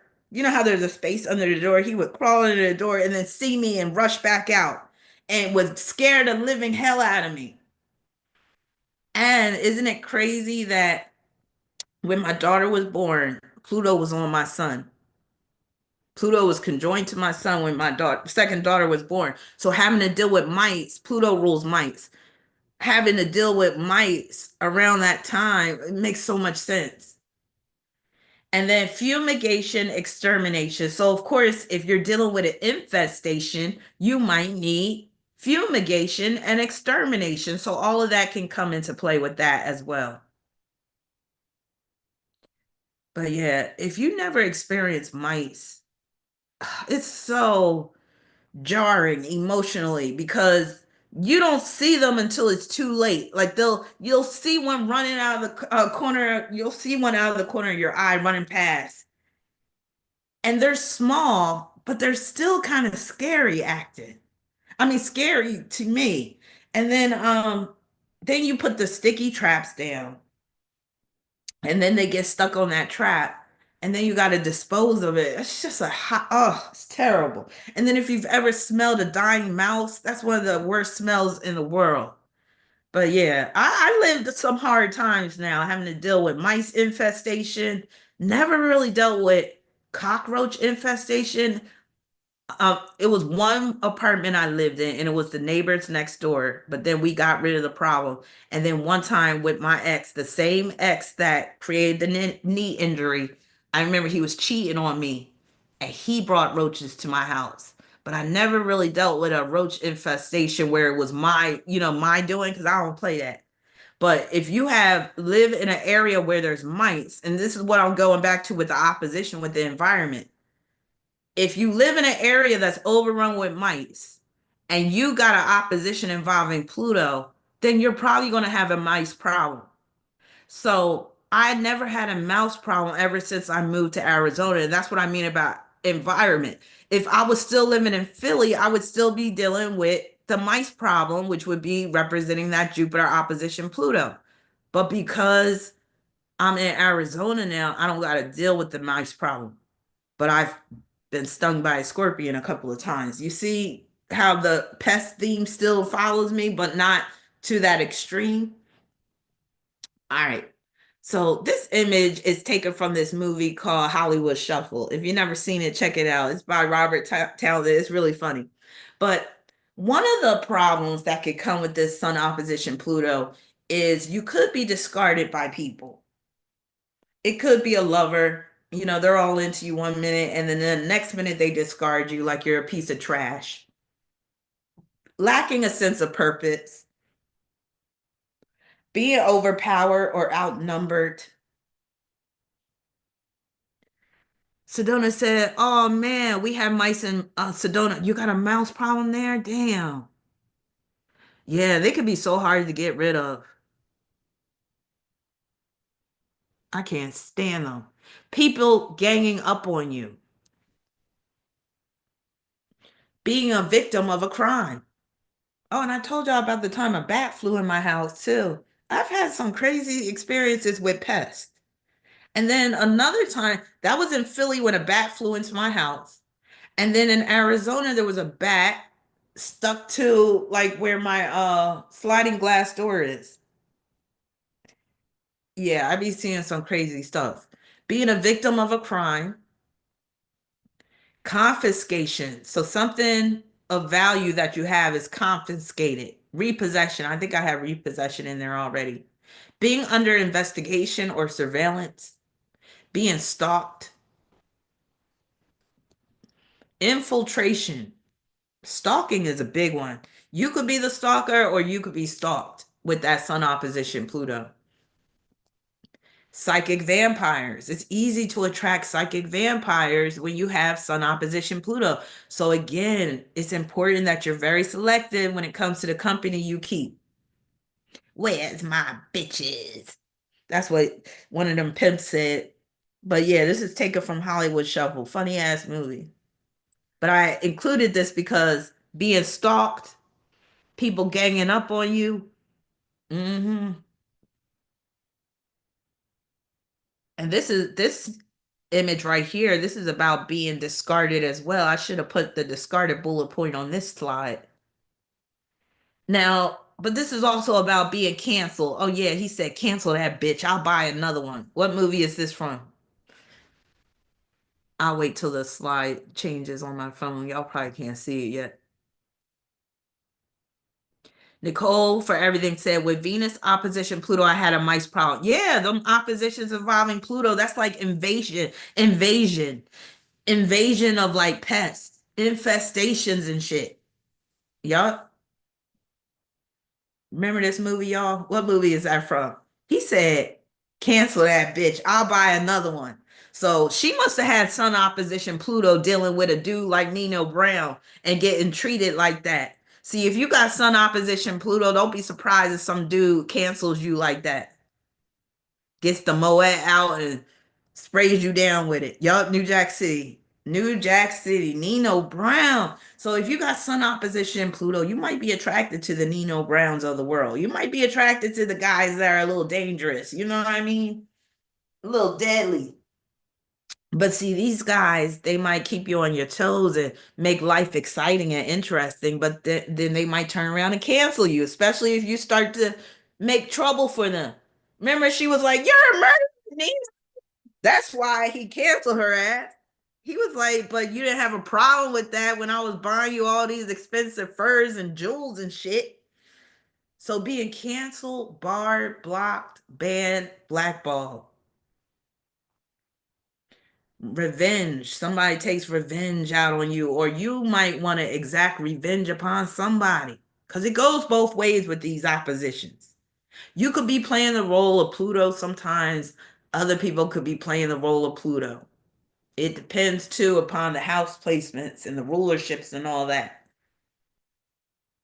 Encounters with the nasty, funky, and gross side of life. And it could just be, hey, this is what you do for a living. You could be a crime scene cleaner. And that's why you're dealing with the nasty, funky, gross side of life. You could be a trash collector. And that's why you're dealing with the nasty, funky, and gross side of life. You could be a pig farmer. Being treated like you are disposable. Cancel that bitch. I'll buy another one. Taking extreme positions. So, you know how Derek, you were like, sometimes I curse people and I want them dead. That's what I mean about taking an extreme position. Like either you with me or you're against me. You don't love me, then you need to die type energy. So yes, sun opposition Pluto. A dark corridor of obsession or compulsion. So some people don't really have free will with this opposition because that Pluto is acting as obsessions and compulsions, causing them to do things that is beyond their will. They're like, I can't stop. I can't stop having random sex in back of the 7-Eleven. I just, this could be a rich woman. This is like a rich woman, right?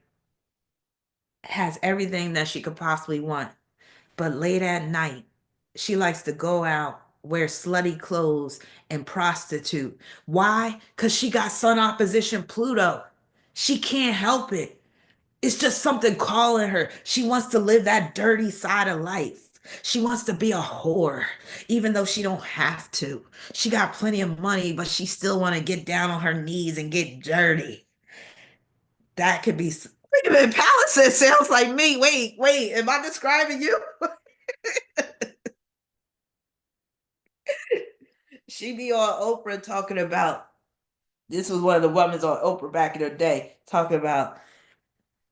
I'm a rich housewife, but late at night I'm a prostitute. Because again, got to get that shit off some way, somehow. Being part of a conspiracy. So you'll have people that are part of conspiracy, conspirators, Sun opposition Pluto, or there might be somebody with Sun opposition Pluto where they always feel like some shit's a conspiracy. Always. Belizean baby said, I love this. For a guy that did me wrong. Pluto being in Aquarius is opposition in Vedic and tropical. I, on the other hand, and finally get to live with it being in Aquarius. Hey. Controversy. Am I black or white? Am I straight or gay? Controversy. Do I believe in God? Do I believe in me? He said some people want to die so they can be free. That is so true. And I understand that. I didn't understand that line when I was young, but I understand it now. Also, with this opposition, I just switched the slides. It might take a while for y'all to see it. Hey, don't stare, bitch.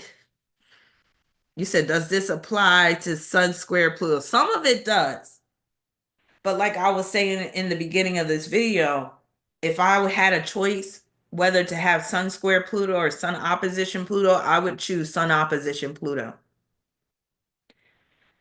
I always feel like somebody's watching me. So yeah, Derek, you feeling like somebody's always watching you or somebody giving you dirty looks and stuff. Sun opposition Pluto can make you feel like somebody's always watching you, somebody hating on you, somebody plotting on you. But a lot of times that's not really the case. It just feels that way. So it makes it easy to give in to temptations and urges. Being trapped in a dark corridor, because remember I said sometimes these oppositions can act like dark corridors or dark hallways where you can't get out of it. So a dark corridor of indiscriminate sex, like how I described with the rich lady that is the housewife by day and the whore at night. Being at the wrong place at the wrong time. Oh, one of the things I forgot to mention about this Sun opposition Pluto. For some men, it can make a man a cuckold. Is that how you pronounce it? A cuckold, a cuck, a kook, cuck, C-U-K? A man that likes to see other men, give it to his wife, that type of stuff. Yeah, that could be a cuck type of dude to the more extreme end. But being at the wrong place at the wrong time. Being trapped in a basement or trapped underground. May feel like someone is always watching you. And no, honestly, somebody probably is always watching you. Or, you do need to just operate like somebody is always watching you. Hence the whole operating undercover, right? If somebody is operating undercover, they're going to move like somebody's watching them, right? So they're going to make sure that they're doing things just in case somebody's watching them. They're going to do it this way. So you do kind of need to have this mentality like, yeah, especially if you're doing bad shit. You do need to have this mentality like somebody could be watching me right now. So you need to act accordingly, right?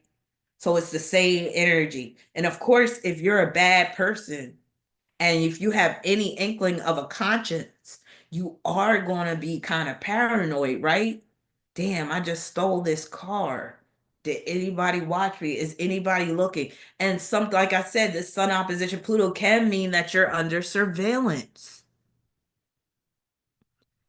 Yeah. Next thing you know, you get a call from a detective and they're like, we have you on camera doing this. So you might as well turn yourself in. A need to operate undercover. So again, I think I had that in there a number of times, but yeah, it helps to reiterate these. Corruption. It could be corruption of anything. It could be where you were corrupted as a young child, but corruption of youth in particular, because the sun is youth, the sun is children. So sun opposition Pluto, this is where it could get really ugly. This can be the corruption of a minor, the corruption of children, the abuse of children, the killing of children, even, unfortunately.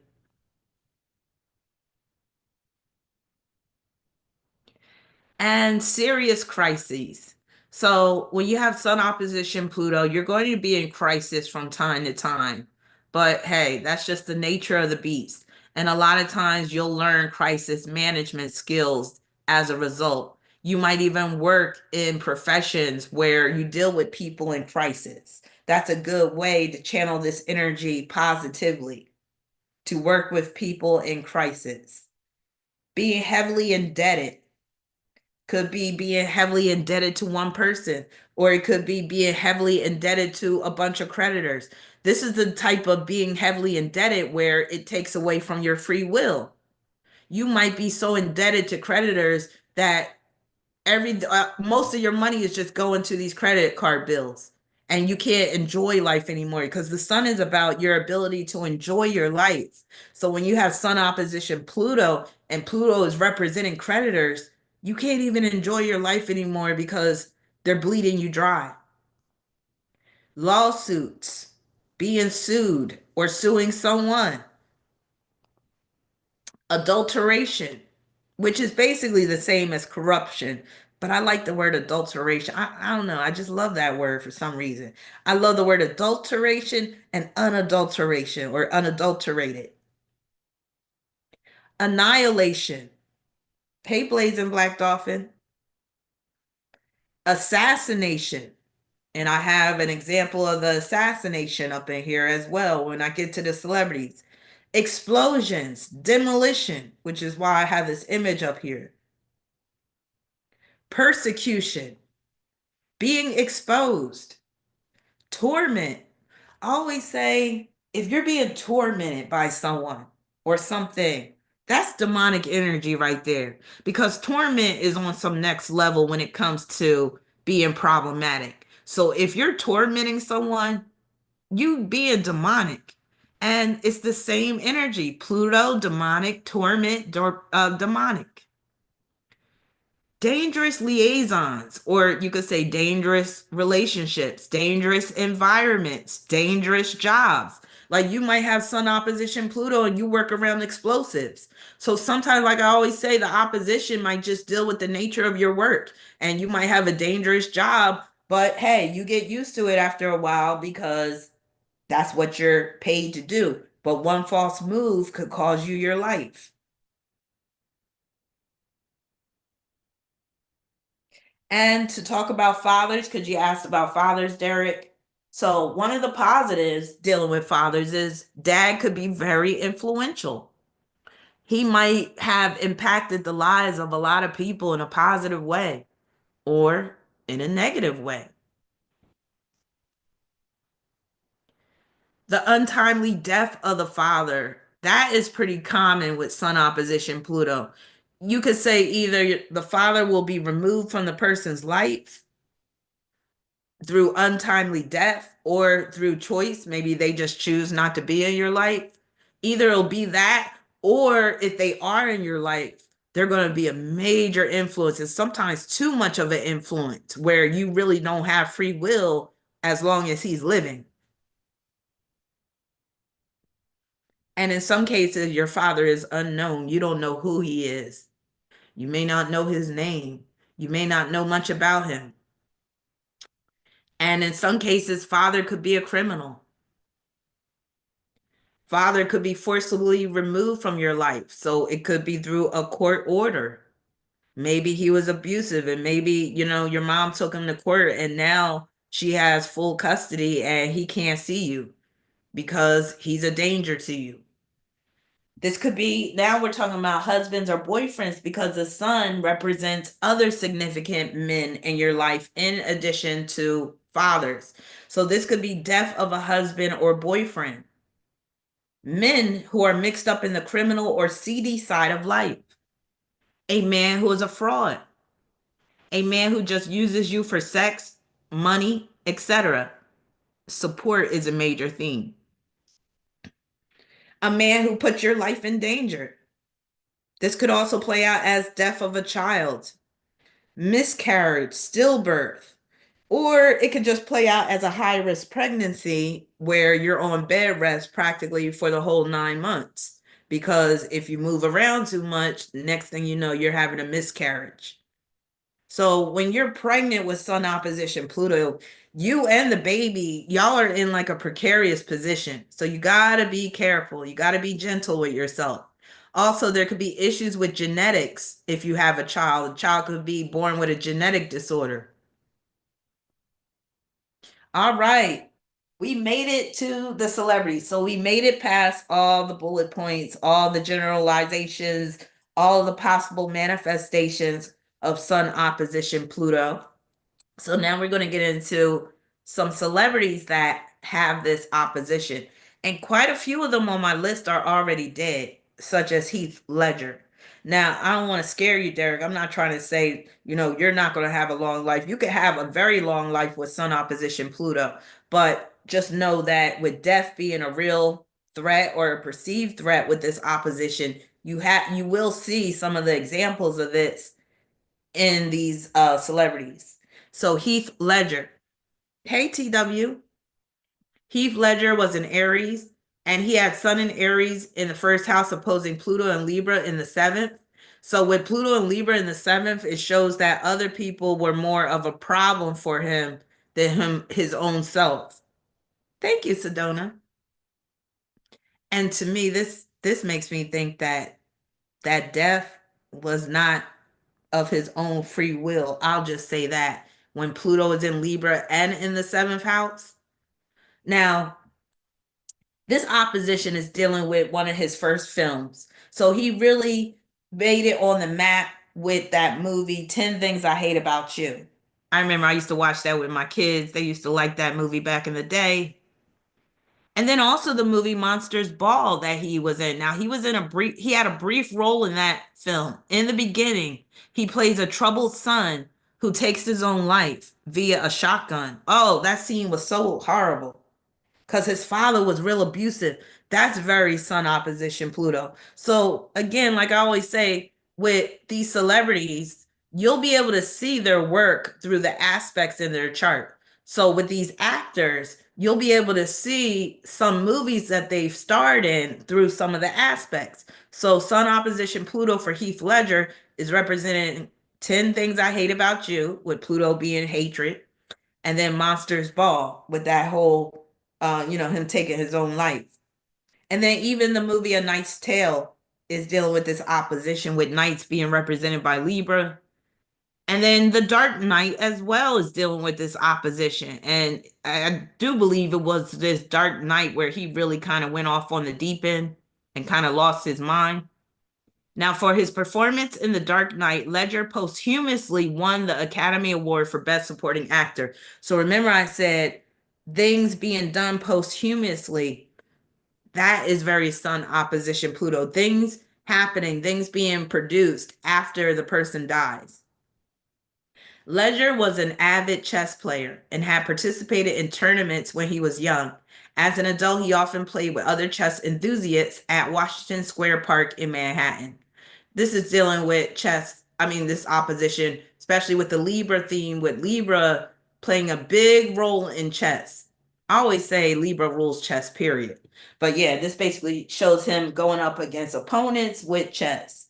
And then at around 3 p.m. Eastern Standard Time on Tuesday, January 22nd, 2008, Ledger was found naked and lying face down unresponsive in his bed by his housekeeper, Teresa Solomon, and his massage therapist, Diana Woolazin.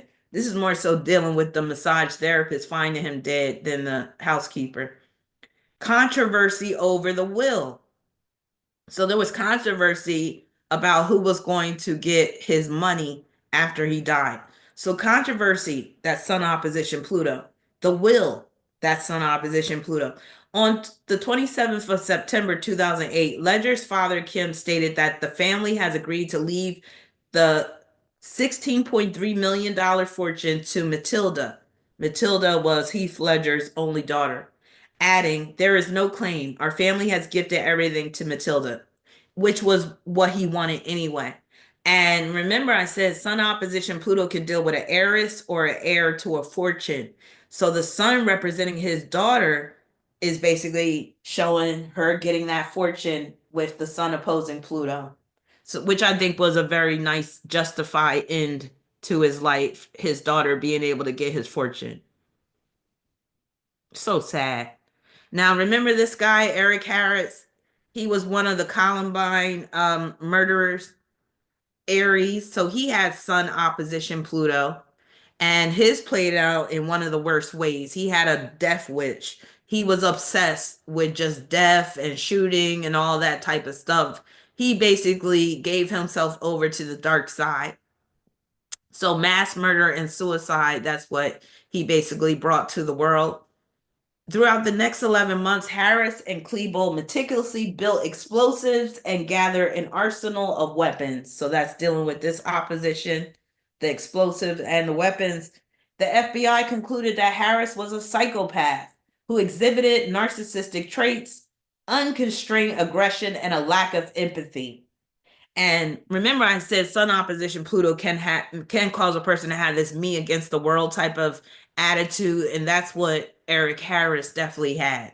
He was more of the ringleader than Eric Klebold, if you ask me, and this opposition is a testament to that.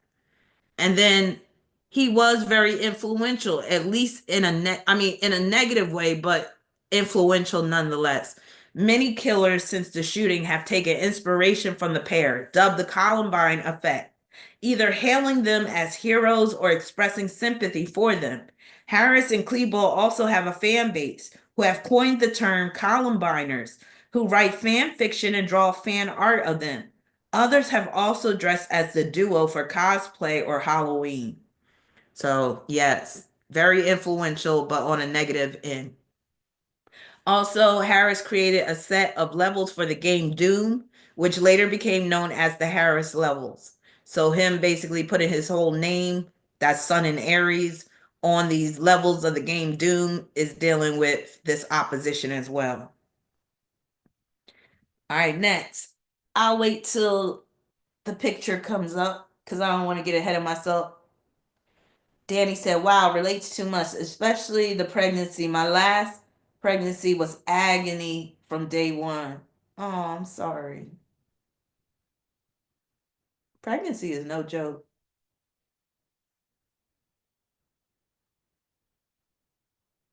This shit is taking too long. I'm like, damn, waiting for the slide to change. I don't know. Can y'all let me know when y'all see this? Can y'all start letting me know when you see the next celebrity? Press one when you do, because that way I'll know to start.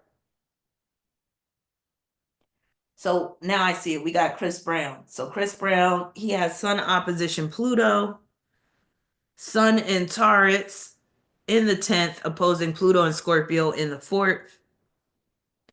His parents had divorced when he was 6 years old, and his mother's boyfriend terrified him by subjecting her to domestic violence. Brown recalls the couple's abusive relationship. Oh, good. There's not a delay. Good. Thank you, Red Bunny. Thank you, Diggable Planet. All right. So Brown recalls the couple's abusive relationship. "I had to hear my mom get beat up every night. I'd pee on myself, just scared to even walk out into the hallway because I didn't want to see nothing."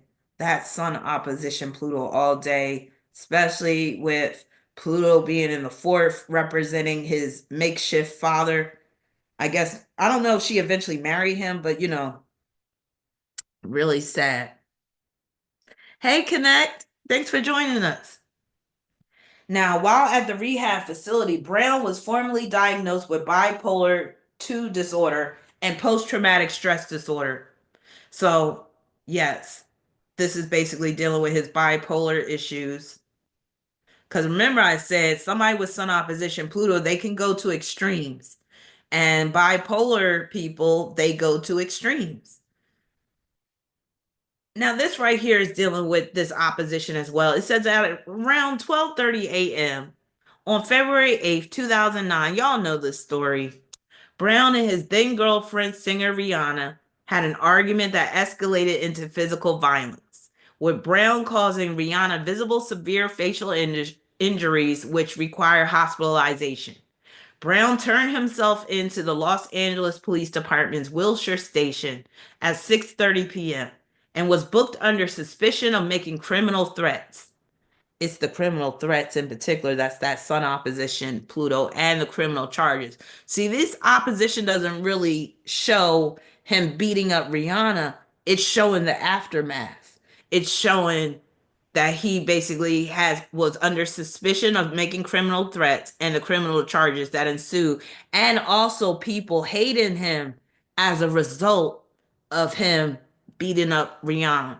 Now on June 20, and him basically being banned for a while. Remember, they even removed his part on the Umbrella song, or where they wouldn't play that version of Rihanna's Umbrella after that situation happened. And I remember I was like, damn, because I love that remix better than her original Umbrella. But for a while, you couldn't hear that Umbrella song with Chris Brown in it. Now I think you can find it on YouTube, but before you couldn't even find it on YouTube. And that's very Sun Opposition Pluto, where they basically tried to cancel Chris Brown. But didn't he make a comeback? That's very Sun Opposition Pluto. He made a major comeback. There's so many women that love Chris Brown now, despite what he did to Rihanna. It's amazing. But that's what Sun Opposition Pluto could do. He basically reclaimed his power. So on June 22nd, 2009, Brown pleaded guilty to felony assault and accepted a plea deal of community labor, 5 years of probation, and domestic violence counseling. On August 25th, Brown received 5 years of probation. He was ordered to attend 1 year of domestic violence counseling and undergo 6 months of community service. The judge retained a 5 year restraining order. So the restraining order is also Sun Opposition Pluto as well. But then that got overturned, I think, because I think Rihanna went to him. Y'all remember Moonlight? Yes, he was in the remix. And then they stopped playing that version for a while after that whole story came out with her face being all bruised, black eye, and all that. Moonlight said, I forgot he was in the Umbrella remix. Damn, he did do a major comeback with this blonde hair. Yes, he did. Yup. Now, that wasn't all of his problems, because in 2017, Brown's ex-girlfriend, Karrueche Tran, was granted a 5 year restraining order, Sun Opposition Pluto, against him by a judge in Santa Monica, California, after she shared text messages and voicemails in court where Brown threatened her and demanded she return diamond rings and other gifts given during their relationship. You know, Chris Brown, he has this effect upon women, but it doesn't work with me because, and I see it in my own family. My sister, one of my sisters, and my mom, they love some Chris Brown. Like they can't get enough of him. And I'm like, I don't get it. I honestly don't get it. But again, they love some Chris Brown. And I know some of y'all do too, but he's never really. I'll tell you one thing. I do love that collaboration he did with Bow Wow. What is it? Shorty Like Mine? Oh man, I love that song. But that's about it. Like I've never really been a Chris Brown fan. I love Prince.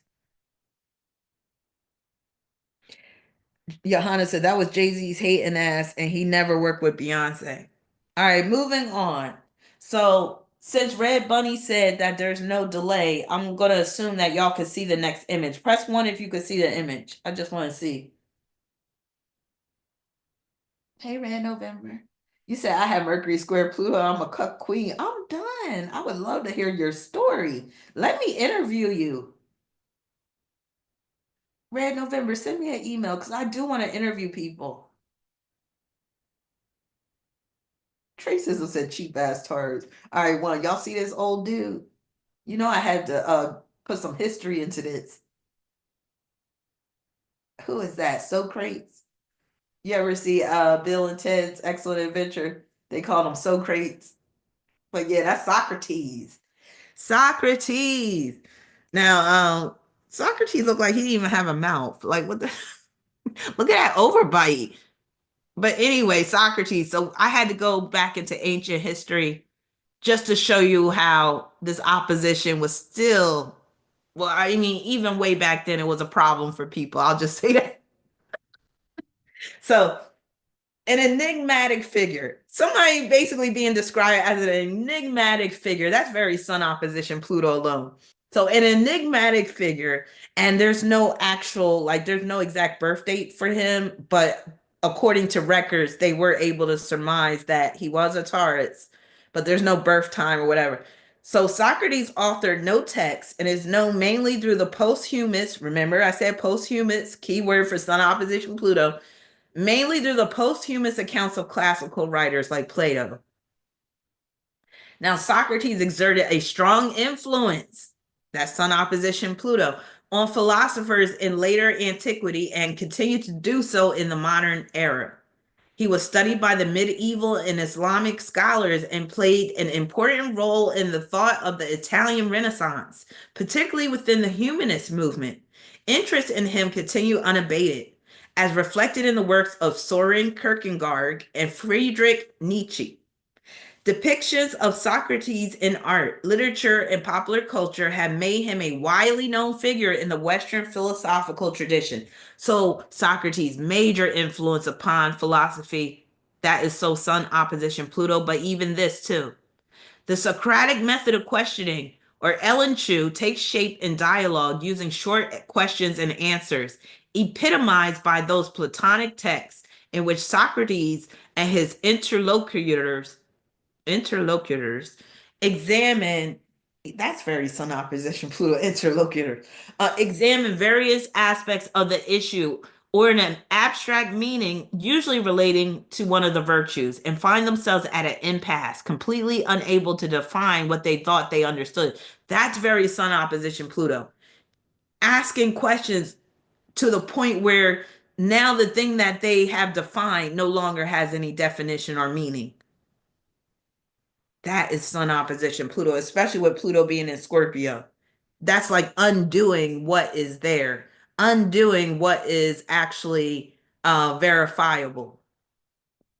And then he was sentenced to death for corruption of the youth. Very Sun opposition Pluto. The death sentence and also corruption of youth. All right, next. Y'all press a one when you can see the next person. Blazing Black Dolphin. I used to like men with beards. No, I do like men with beards, but I don't like those long Moses beards. I don't like those long uh what do they call those guys? Lumberjack beards and stuff. I don't like the long Philly beards. Nope. I'm tired of those. Those get on my nerves. All right, you can see the guy. I love that color of lipstick. I have to admit. If I could find that color.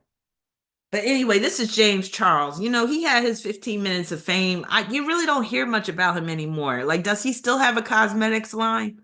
But anyway, he was a major influencer at one point, and being an influencer is very Sun opposition Pluto. So he's a Gemini with his Sun in Gemini in the 11th, opposing Pluto and Sagittarius in the 5th. So he's been, guilty of doing some controversial things over the years.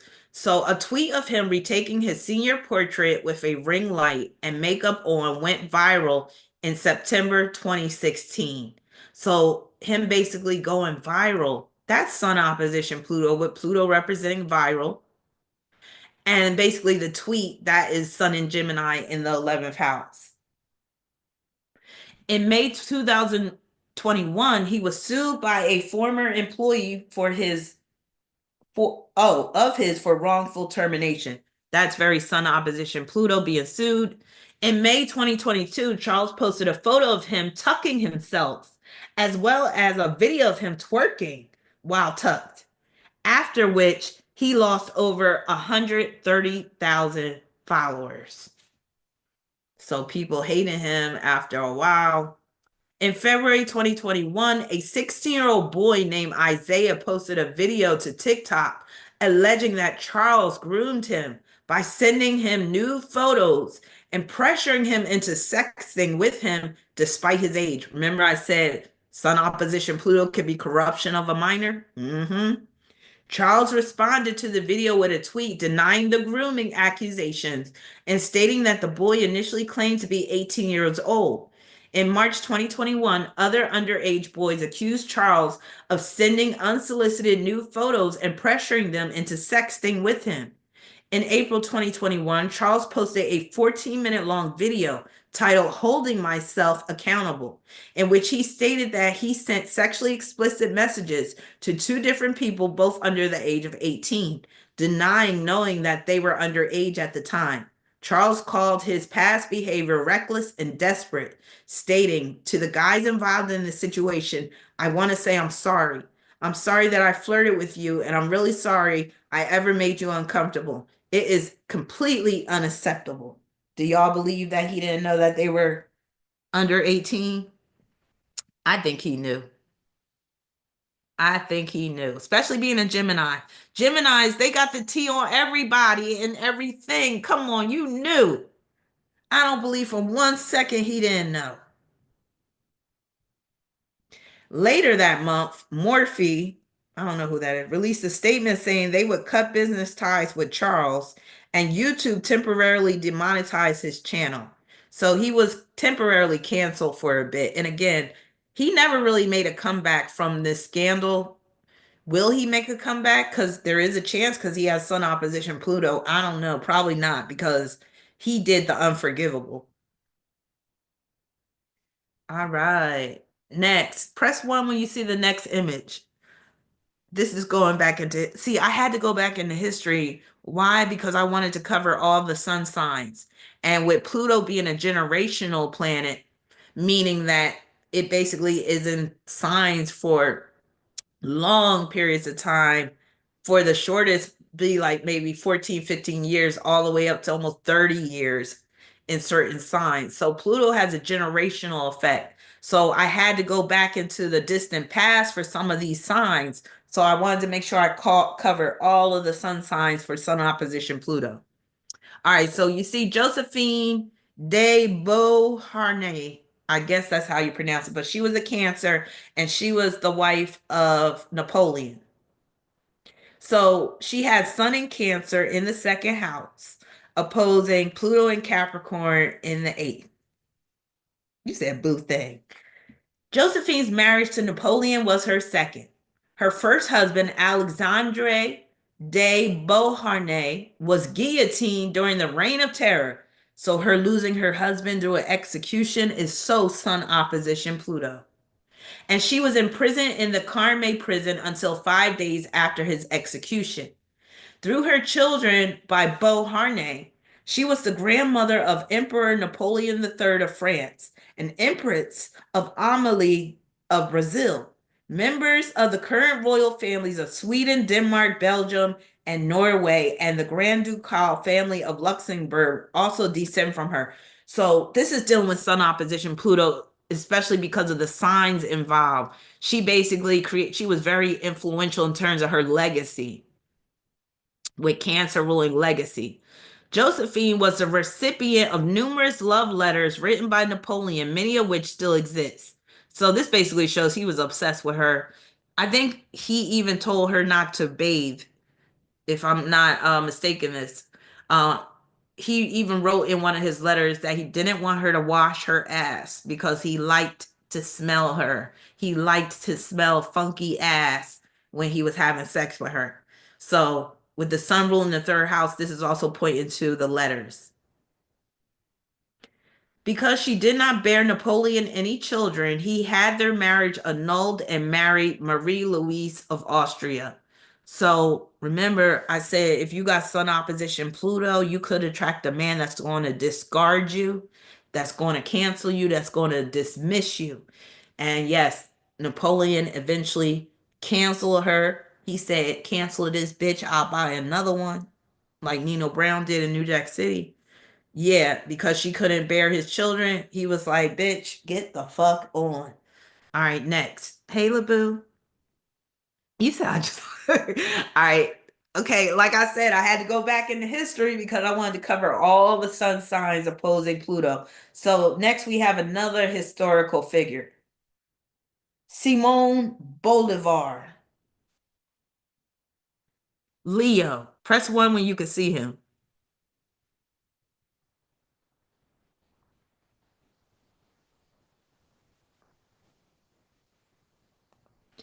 So Simone, I don't have the birth time for him, but he has Sun in Leo opposing Pluto in Aquarius.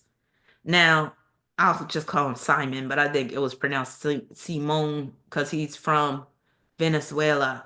So, a Venezuelan statesman and military officer who led what are currently the countries of Colombia, Venezuela, Ecuador, Peru, Panama, and Bolivia to independence from the Spanish Empire.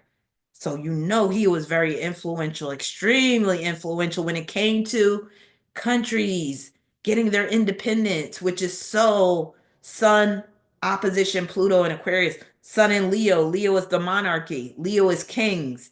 Pluto and Aquarius, that's you demanding independence from these monarchies or that one monarchy in particular.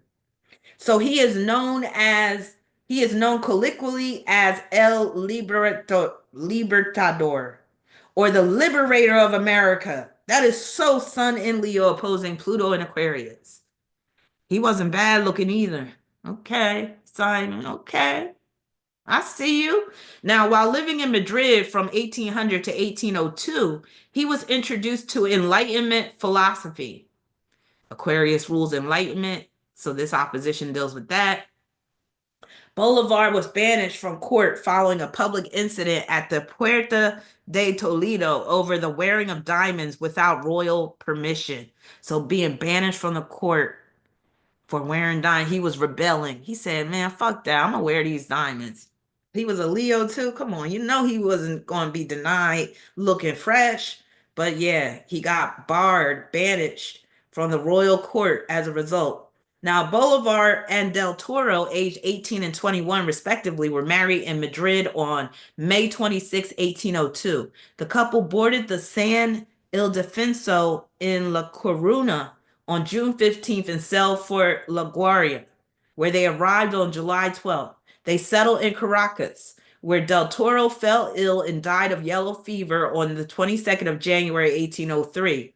Bolivar was devastated by Del Toro's death and later told Luis Peru de la Croix, one of his generals and biographers, that he swore to never remarry. So losing the love of his life through death, that's Sun in Leo, with Leo representing the lover, opposing Pluto and Aquarius, sudden deaths. He said, I will never remarry again. That's succumbing to a sense of futility, but also avoidance. See what I said? Sun and Pluto could deal with avoidance and especially extreme avoidance, where he says, I'm avoiding love, never going to fall in love ever again. Now, Bolivar, who was still near Caracas, rushed into the city to participate in the rescue of survivors and the exhumation of the dead. The earthquake destroyed public support for the Republic, and it was believed to have been divine retribution for declaring independence from Spain. All right. Next in our annals of history, let me know when you see the next person. I had to go way back with some of these people.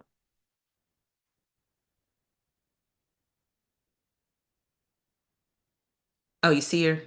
All right. So her name was Clara Schumann, and she was a Virgo. So she had Sun in Virgo opposing Pluto in Pisces. She had an interesting life.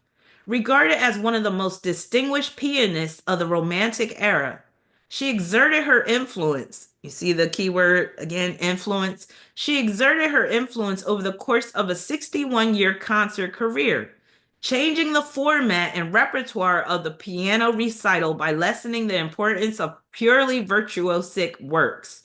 She also composed solo piano pieces, a piano concerto, chamber music, choral pieces, and songs. So she was very influential in the world of music, in particular piano. Now, her life was punctuated by tragedy. Her husband was permanently institutionalized after a mental collapse. That's so Sun opposition Pluto, especially with Pluto being in Pisces, Pisces being institutionalization, hospitalization. Her eldest living son, Ludwig, suffered from mental illness like his father, and in her words, eventually had to be buried alive in an institution. She became deaf in later life, and she often needed a wheelchair. Not only did her husband predecease her, but so did four of her children. Remember, I said Sun opposition Pluto could be death of children. Their first son, Emil, died in 1847. Now, keep in mind, this was way back in the day when it was kind of common for you to lose one of your children due death. But the fact that she lost four of her children, that's that Sun opposition Pluto. So their first son, Emil, died in 1847, aged only one. Their daughter, Julie, died in 1872, leaving two small children, aged only 2 and 7, then raised by their grandmother. In 1879, their son Felix died, aged 24. In 1891, their son Ferdinand died at the age of 41, leaving his children to her care. So she had a hard life despite the influences. All right, let me know when you see the next slide.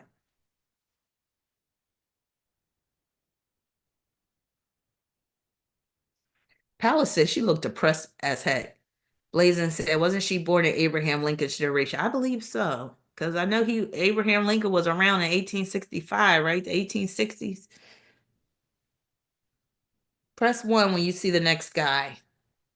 Yeah, she had it bad, as a lot of women did back in the day. Now, isn't it interesting that Friedrich Nietzsche has Sun opposition Pluto, and he was greatly influenced by Socrates, who has Sun opposition Pluto? So he is quoted as saying, there are no beautiful surfaces without a terrible depth. And that's very Sun opposition Pluto. So Friedrich Nietzsche had Sun in Libra opposing Pluto in Aries. His Sun was in the 11th, Pluto in the 5th.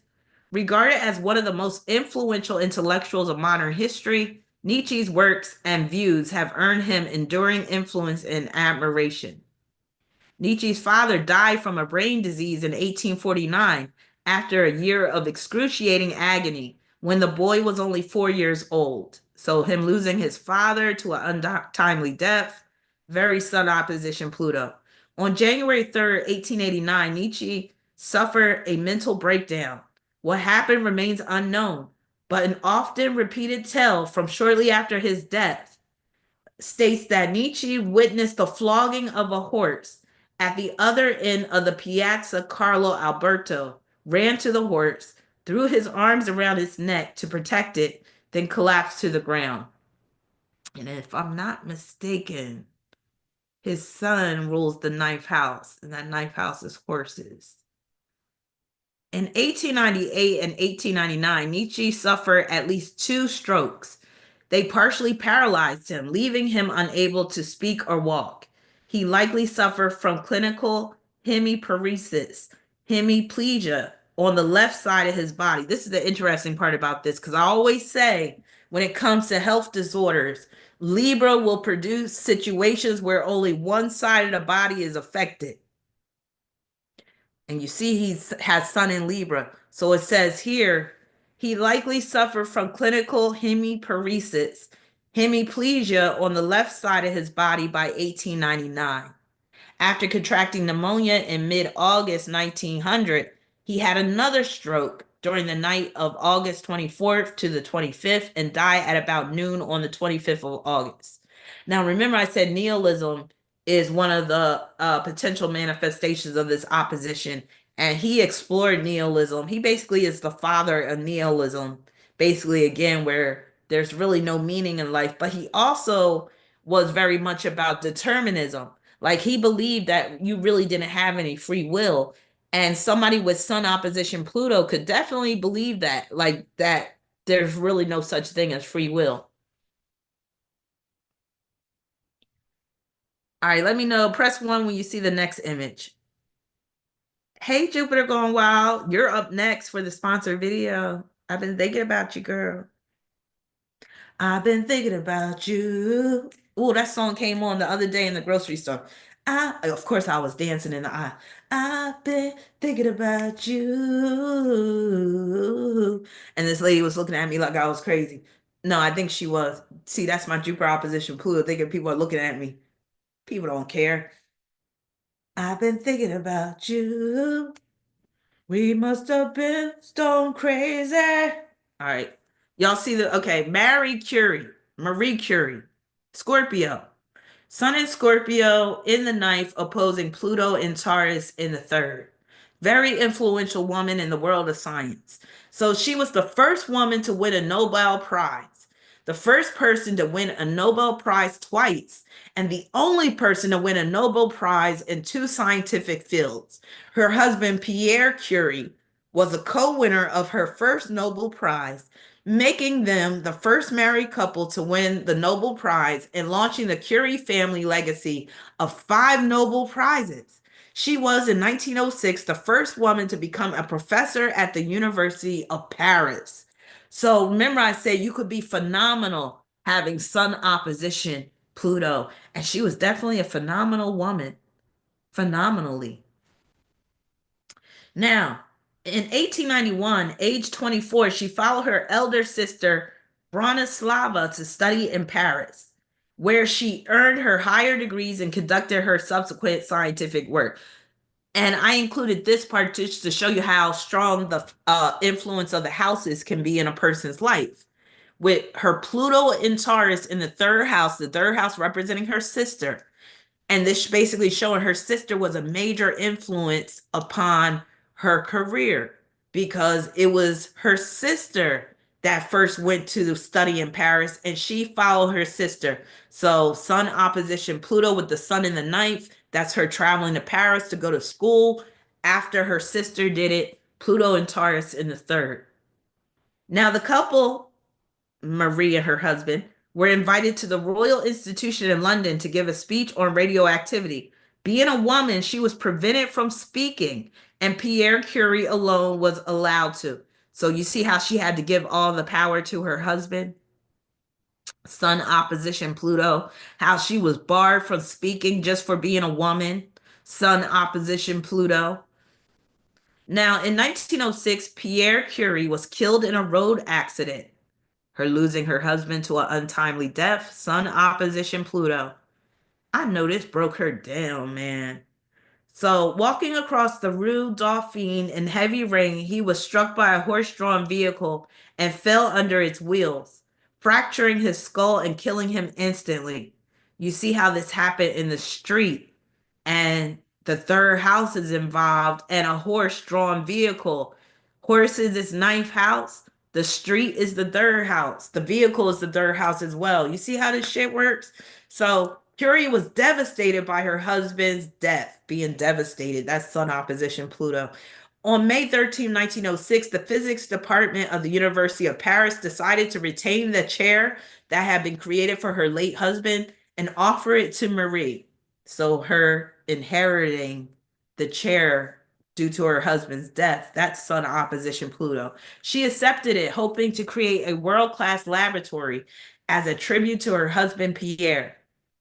She was the first woman to become a professor at the University of Paris. I'm going to eat good tonight because I'm putting some work in, and I'm only halfway through the celebrities.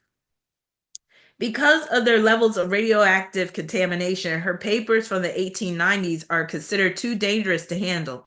Even her cookbooks are highly radioactive. So, her being a danger even after her death because her materials became dangerous through the radioactivity. That's dealing with that too. So, her papers are kept in lead lined boxes, and those who wish to consult them must wear protective clothing. So the fact that she was working around dangerous, hazardous materials is very Sun in Scorpio, opposing Pluto in Taurus. And then she created a dangerous environment as a result. In her last year, she worked on a book, Radioactivity, which was published posthumously. Remember, I told you the posthumously is Sun opposition Pluto in 1935. All right, next in history, let me know when you see the next slide. Oh yeah, so super. Some people do speculate that her death was as a result of radiation exposure. Hmm. So press one when you see the next person.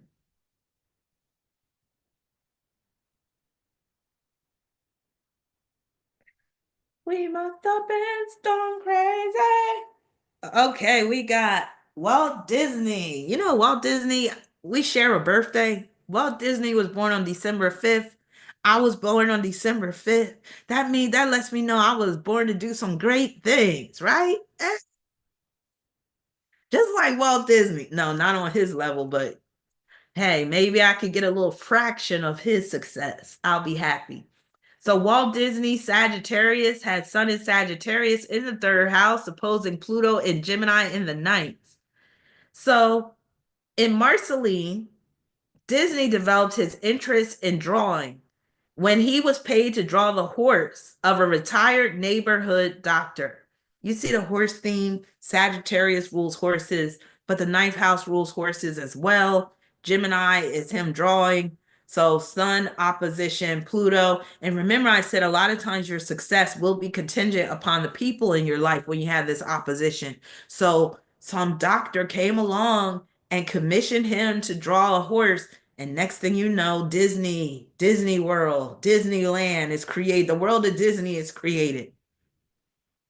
He lived near the Atchison, Topeka, and Santa Fe railway line and became enamored with trains.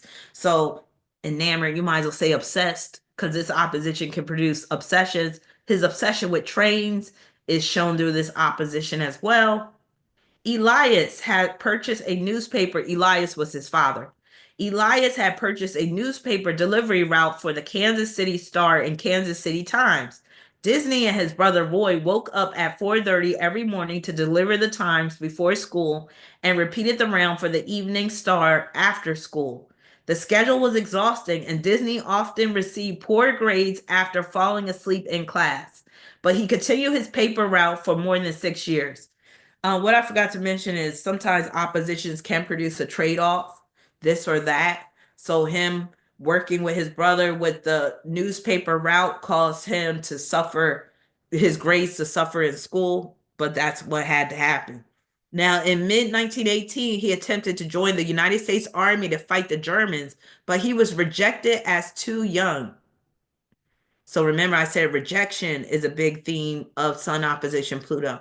Although New York was the center of the cartoon industry, he was attracted to Los Angeles because his brother Roy was convalescing from tuberculosis there. So his brother being a major influence is shown through Sun in Sagittarius in the third, opposing Pluto and Gemini in the ninth.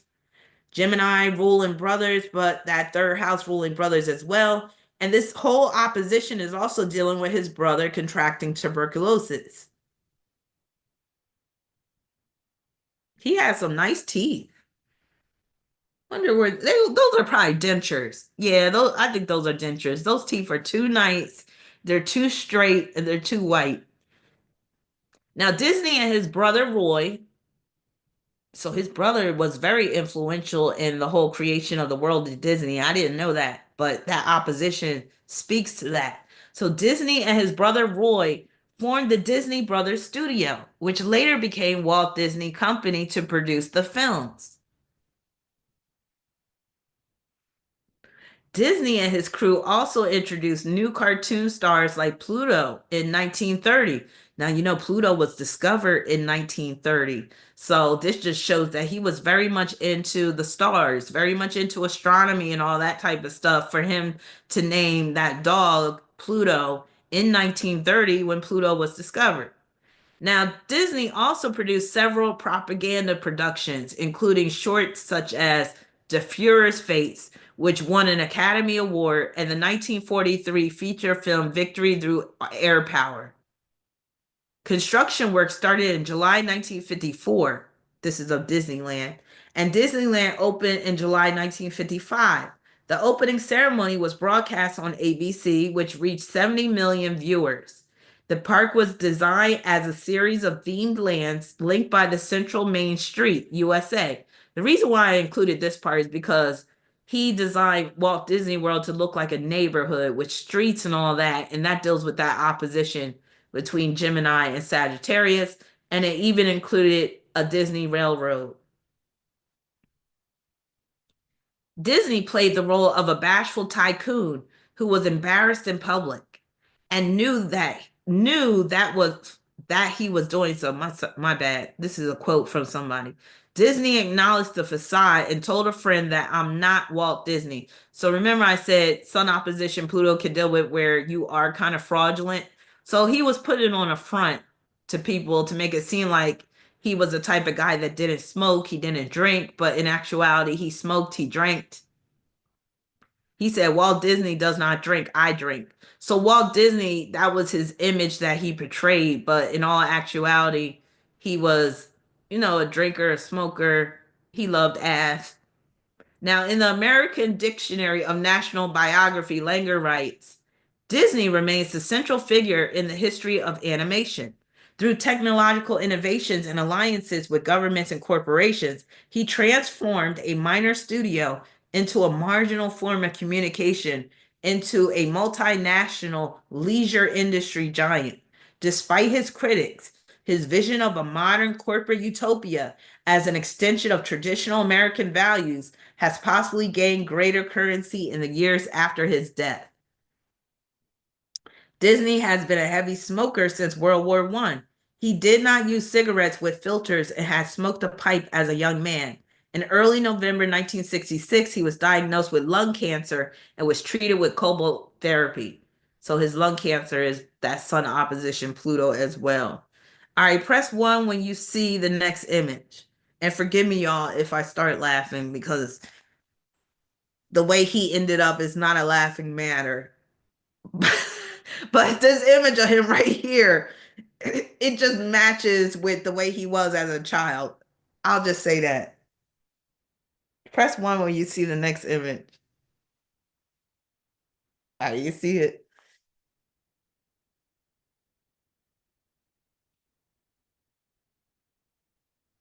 This image of him right here, I'm sorry, I'm not seeing strength. I'm not seeing a strong man.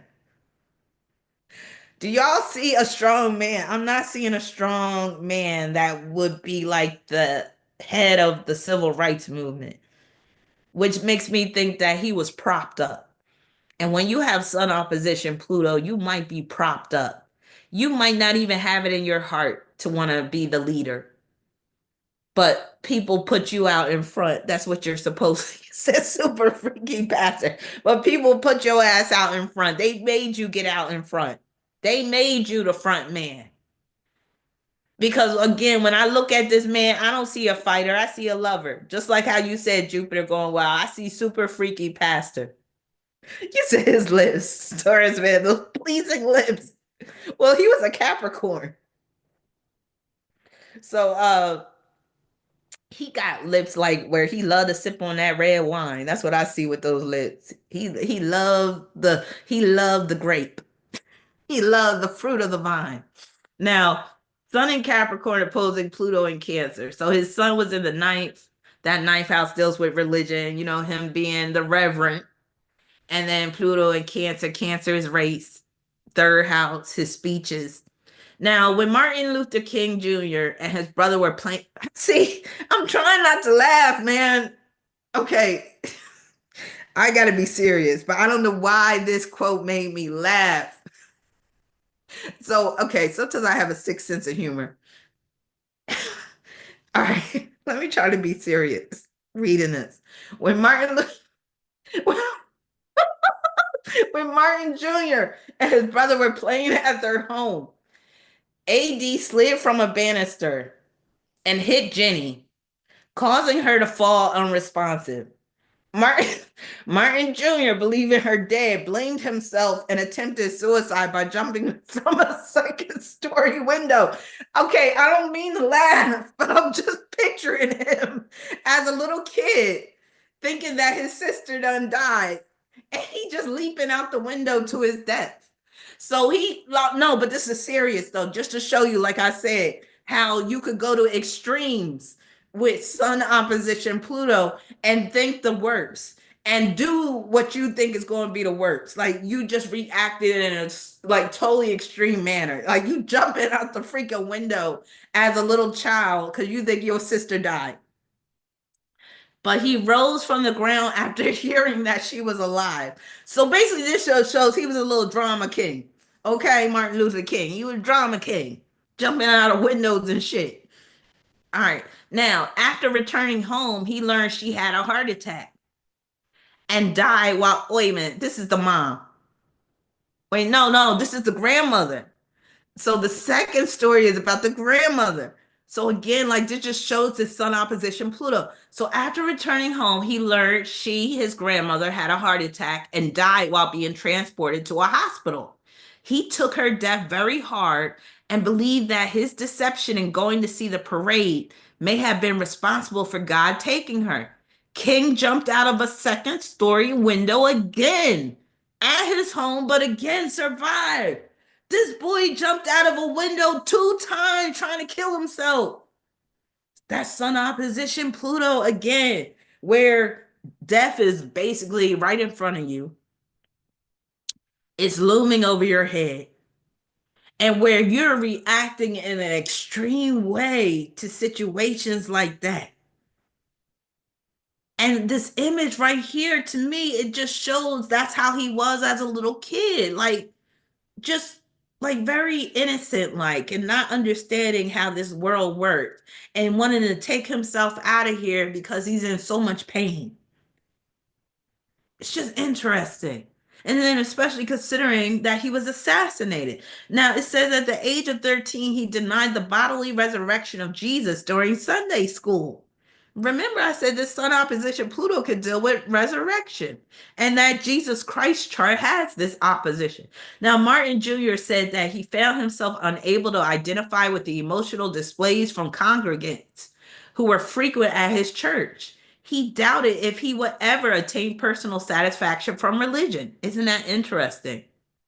He later said of this point in his life, doubts began to spring forth unrelentingly.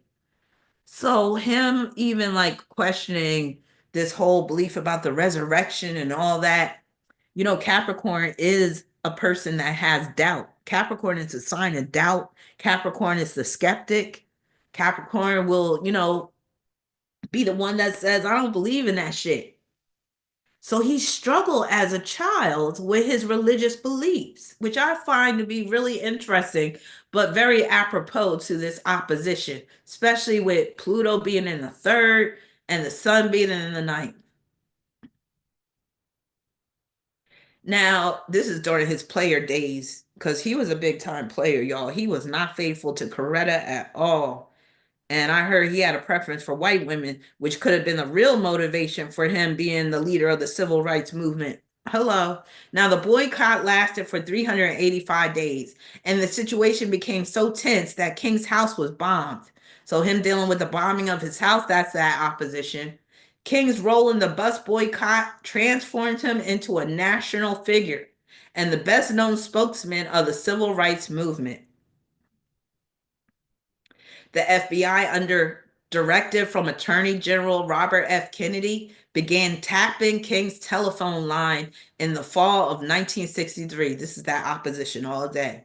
Kennedy was concerned that the public allegations of communists in the SCLC would derail the administration's civil rights initiatives. He warned King to discontinue these associations and later felt compelled to issue the written directive that authorized the FBI to wiretap King and other SCLC leaders. FBI Director J. Edgar Hoover feared the civil rights movement and investigated the allegations of communist infiltration. When no evidence emerged to support this, the FBI used the incidental details caught on tape over the next 5 years as part of its COINTELPRO program in attempts to force King out of his leadership position. Remember, I said being forced out, being removed. That's what they were trying to do with him. And then they were successful eventually. On September 20th, 1958, King was signing copies of his book Stride Toward Freedom in Bloomstein's department store in Harlem when Izola Curry, a mentally ill Black woman who thought that King was conspiring against her with communists, stabbed him in the chest. she was made to do that. That was an attempted assassination right there. Stabbed him in the chest with a letter opener, which nearly impinged on the aorta. King was also the subject of extensive surveillance by the local police agencies throughout the United States. And then finally, King was shot fatally by James Earl Ray at 6:01 p.m. Thursday, April 4th, 1968, as he stood on the motel's second floor balcony. And that whole motel is dealing with that Pluto and Cancer, with Cancer ruling motels. The bullet entered through his right cheek, smashing his jaw, then traveled down his spinal cord before lodging in his shoulder. Abernathy, Ralph Abernathy, heard the shot from the inside the motel room and ran to the balcony to find King on the floor. So Martin Luther King being assassinated is so Sun opposition Pluto. All right, let me know when you see the next person.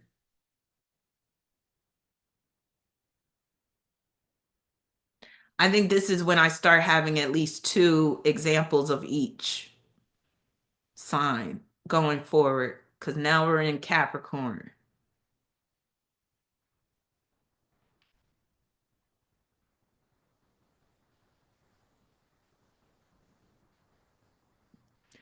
Elvis, yes, Elvis Presley.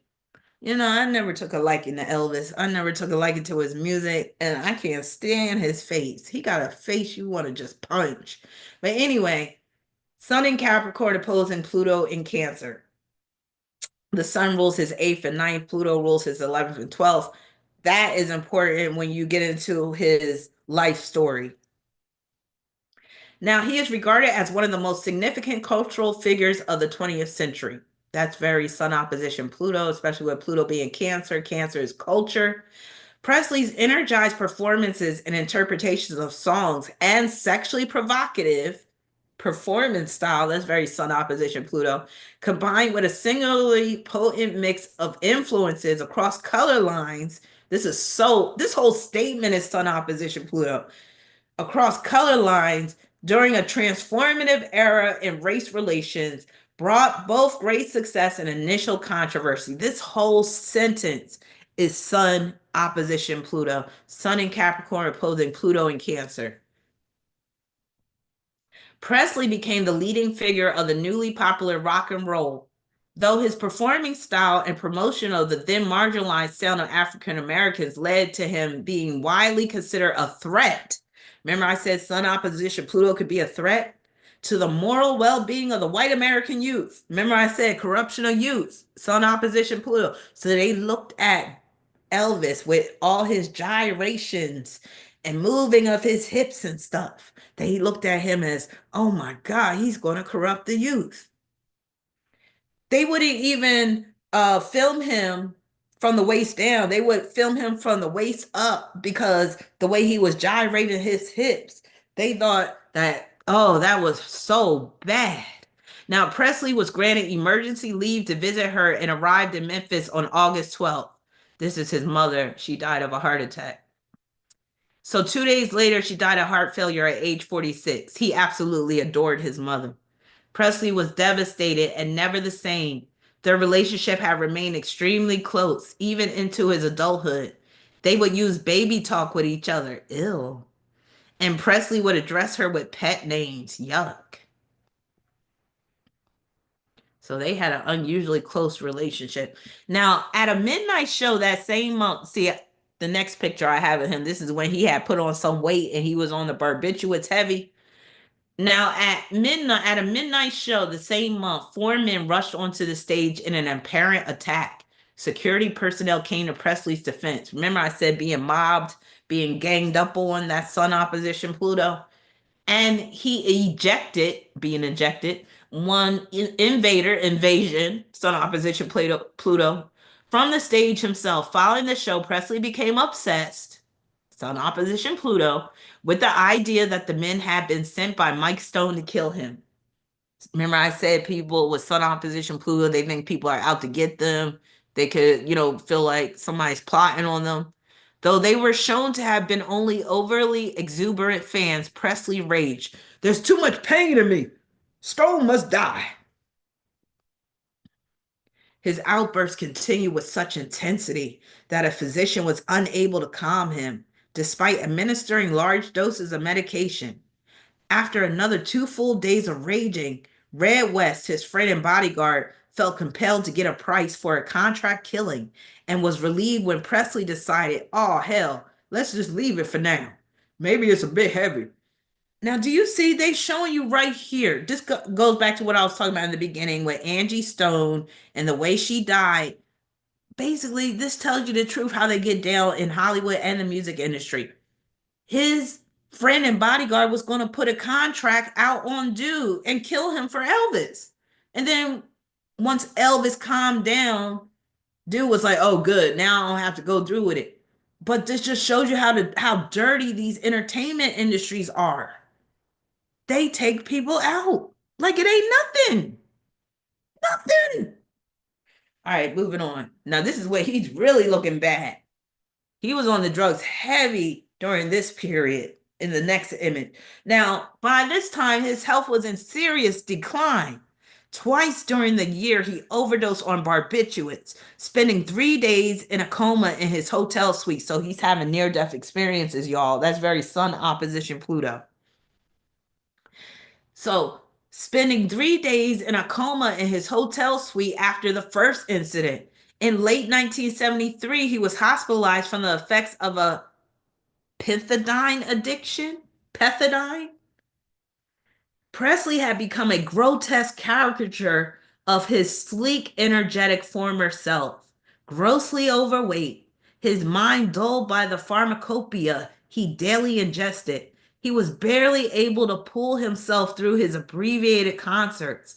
According to Andy Green of Rolling Stone, Presley's final performances were mostly sad, sloppy affairs where a bloated, drugged Presley struggled to remember his lyrics and get through the night without collapsing. Most everything from that final 3 years of his life is sad and hard to watch. In Alexandria, Louisiana, he was on stage for less than an hour and was impossible to understand. On March 31st, he canceled a performance in Baton Rouge, unable to get out of his hotel bed. 4 shows had to be canceled and rescheduled. Following an attempt to steal Presley's body in late August, the remains of both Presley and his mother were exhumed and reburied in Graceland Meditation Garden on October 2nd. And he's been very influential, but he's also outlived himself, or his image has, with Graceland and all that type of stuff. People still be going to Graceland to this day to basically visit his old home. All right, next. Press 1 when you see the next person.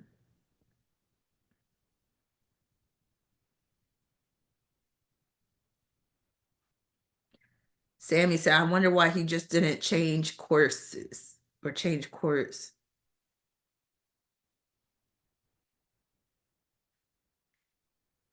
You said I feel like he was overrated too. Now, Sun opposition Pluto doesn't make you addicted to drugs per se, but if the 12th house is involved or if Pisces is involved, then yeah, there could be drug addiction. And with that opposition, it'll be drug addiction to the point where the person might overdose, like they might basically kill themselves over that drug use. So Sharon Tate. Now, she's not widely known except for the Manson murders. So if you know about the Charles Manson story, the Manson family murders, you'll know that she was one of the victims, unfortunately, and she was pregnant with her first child when she got murdered, and she was actually pleading with the killers to spare her child's life. Very sad. But if you understand who she was married to at the time that she was murdered, it makes a lot of sense. And it basically deals with Sun opposition Pluto. So Sharon Tate was an actress. She was an Aquarius, Sun in Aquarius in the seventh, opposing Pluto and Leo in the first. And she was married to Roman Polanski, who is basically in hiding because he was wanted by the United States government for brutally raping a 14-year-old girl. and he went into hiding. I forget what country he is in Europe, but basically they've given him asylum so that they can't extradite him and lock him up. So he's had a dark history, and I wouldn't be surprised if he put a hit out on Sharon Tate. I wouldn't be surprised if he's the one that orchestrated those murders and made it look like, oh, it was just Charles Manson, random shit. I feel like the whole thing was a psyop where the US government was involved and all that. Because if you know anything about the dark history of this country, the CIA has been involved in some the FBI too has been involved in some very dark operations. They actually call it Black Ops, Psy Ops, Project Paperclip, Project Monarch, a whole bunch of different projects, MK Ultra, and all that type of stuff. If you go into all that history, you'll know that yeah, they've set things up. They set up events at times to traumatize the public and also to send certain messages. So it says here a journalist asked Tate to comment on her nude scene, and she replied. So she was one of the first actresses to pose nude in a movie scene. So back then, when she did that, it was very controversial, and that's dealing with this opposition. So Aquarius rules nudity, so it was nothing for her to pose in the nude. And then this opposition with Pluto and Leo, that's the controversy that was created as a result. So it says a journalist asked Tate to comment on her nude scene, and she replied, I have no qualms about it at all. Of course you don't. You're an Aquarius. I don't see any difference between being stark naked or fully dressed.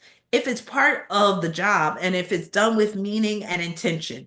I honestly don't understand the big fuss made over nudity and sex in films. It's silly. On TV, the children can watch people murdering each other, which is a very unnatural thing, but they can't watch two people in the very natural process of making love. Now, really, that doesn't make any sense, does it? And then it says Tate reportedly wanted a traditional marriage, but Polanski remained promiscuous and described her attitude to his infidelity as Sharon's big hangup. He reminded her that she had promised not to change him. So he was a big time philanderer. And then, he got married to her and he basically told her, he was like, I'm not going to stop seeing these women. You just going to have to deal with it. So she basically said, I'll deal with it, which is so Aquarius on her part. And then shortly after midnight, Sebring, Frykowski, Folger, and Tate and her unborn son were murdered by members of the Manson family cult. Tate was the last of the victims to die, despite her pleas that the family take her with them so that she could give birth. So, yeah, tragic story. And next, let me know when you see the next one. Now, this one isn't so much on the dark side, thank God, but there's still some darkness that has visited this woman's life, unfortunately. But, that's the name of the Sun opposition Pluto game.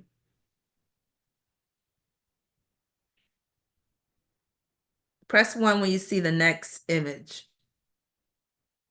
And we're almost at the end. So hopefully you enjoyed this live stream. And I'll be having another, and my stomach is growling. So yeah, it's about time for me to eat. But as I wrap things up, because I think I only have maybe like three more to go. Consider becoming a patron. I got some good content that I'm working on that I'll be posting on my Patreon really soon. I want to say shout out to all my channel members, Diggable Planets. Actually, Diggable Planets. Next time I go live, I'm gonna allow y'all to ask any questions for free readings because I know I haven't done that in a while for y'all. And then anybody else that wants a reading, you could do the super chat. Not today, but the next time I go live, which will probably be maybe this weekend.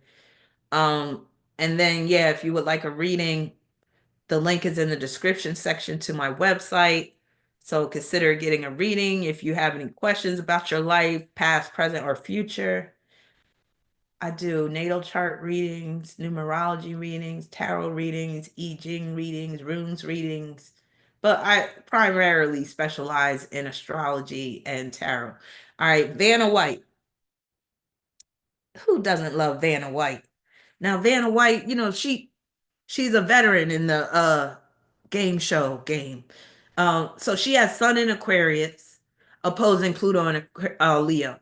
Now, Part of this Aquarius theme with her is dealing with her turning over these lighted tiles because the lights that she's always in front of, that's Aquarius.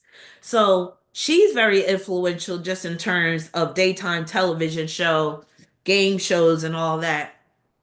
Now, it says in the 1980s, White dated and became engaged to soap opera actor John Gibson, a Playgirl magazine centerfold and Chippendales dancer. However, Gibson died in a 1986 airplane crash, so she became a widow back in the 80s.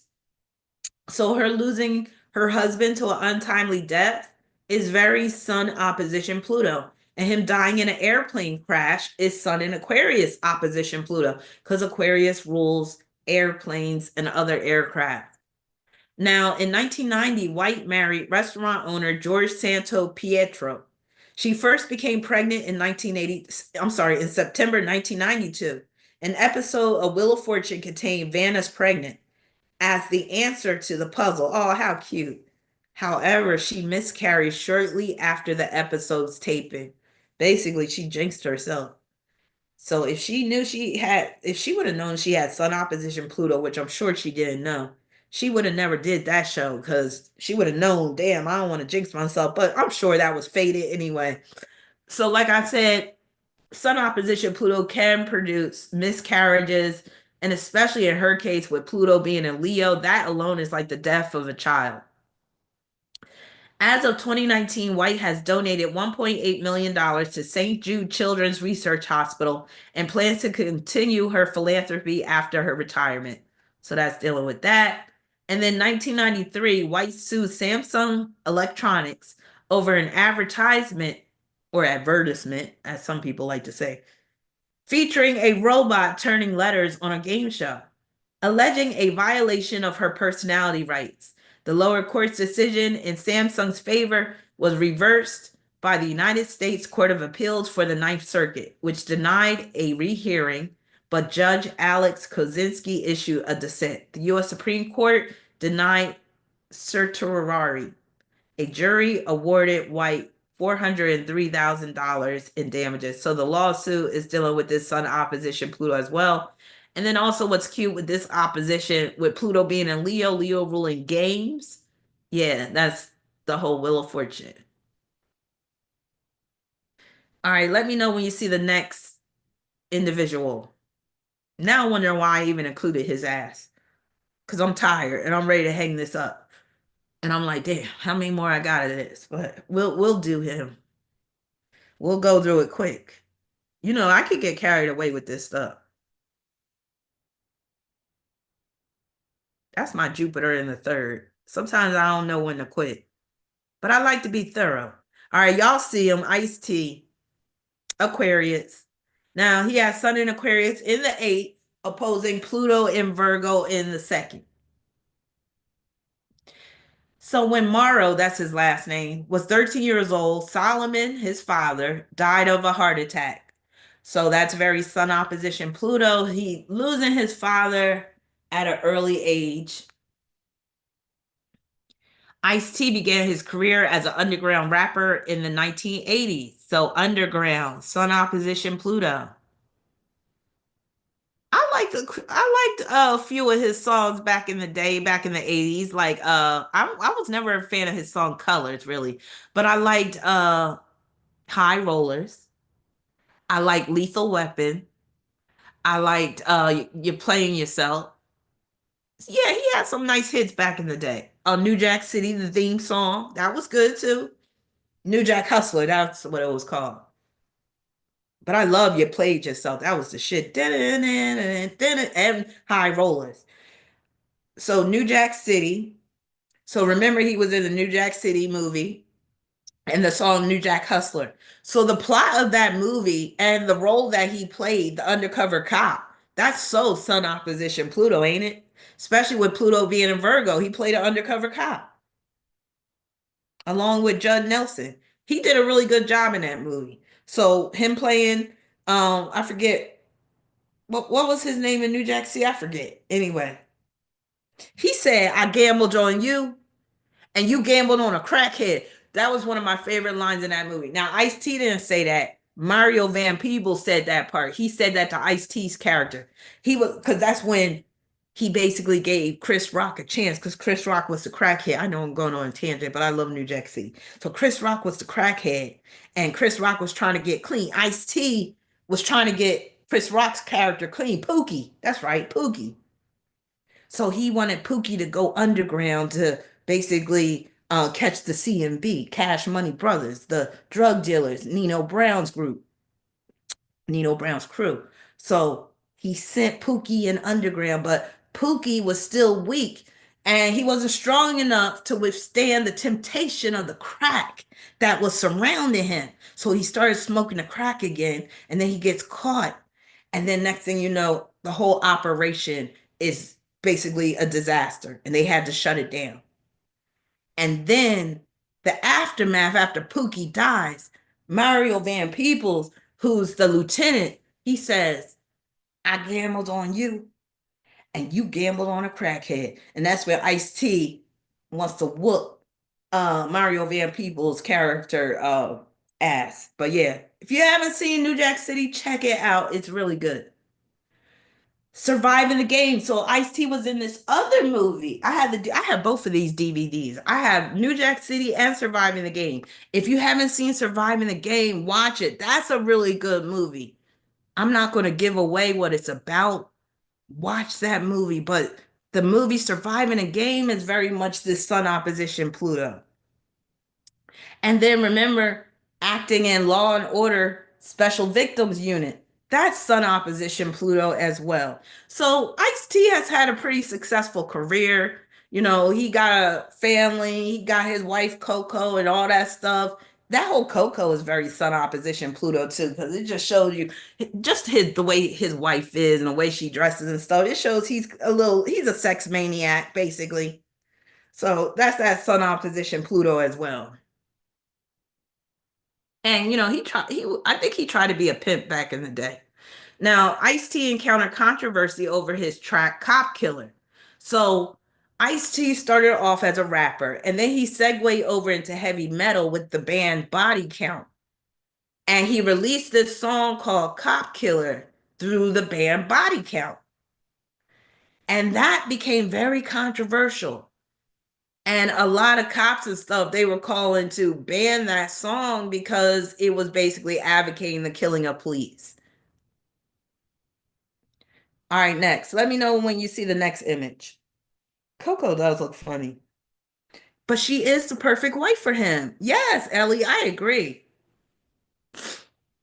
Coco is the perfect wife for him, Ellie said. I love them together. I agree. He definitely found his one. He definitely found his match. And what's Coco's sign? I forget what her sign is. All right, y'all see him. Hey, hey, hey, hey. Bam, down, down, down. She's a super freak. Super freak. She's super freaky. Yeah. Everybody say. Now, we know how influential Rick James was. I wasn't going to include him at first, right? Because so like I said, sometimes I could get carried away with this list. And the video was just becoming longer and longer. And I knew I had to get this video out because I had told Derek, and I always do this with y'all. I'd be like, if you sponsor a video, I might contact you and be like, oh yeah, I'm almost done. I'll go live with it on Monday. And then something comes up or I'll get tired. And then I gotta reach out and be like, I'm sorry, I know I said Monday, but then it's gonna be Tuesday. And then Tuesday goes by. And then I'm like, well, maybe I could do it Wednesday. And then next thing you know, it's Thursday. So here we are. So I wasn't going to include Rick James, but then my conscience wouldn't allow me. I think his spirit got to me and was like, I'm Rick James, bitch. If you don't include me, you foul. So I had to include Rick James. So Sun in Aquarius opposing Pluto and Leo. I don't have his birth time, but very influential. Now, James' father, an auto worker, left the family when James was 10 years old. So James' father removed himself out of his life. Very Sun opposition Pluto. James, why say James? Rick James, producer of funk music. You know, Pluto is the funk, and Aquarius is the producer of music, composer. The pull to break away from groups and become a solo artist was irresistible. So Rick James started performing in groups in different bands. And then the pull to become solo, his own independent self, Pluto and Leo, was so strong that he broke free from the groups represented by Aquarius. Extremely influential musician. It says in 1964, James fled to Toronto. This is when he went AWOL from the military.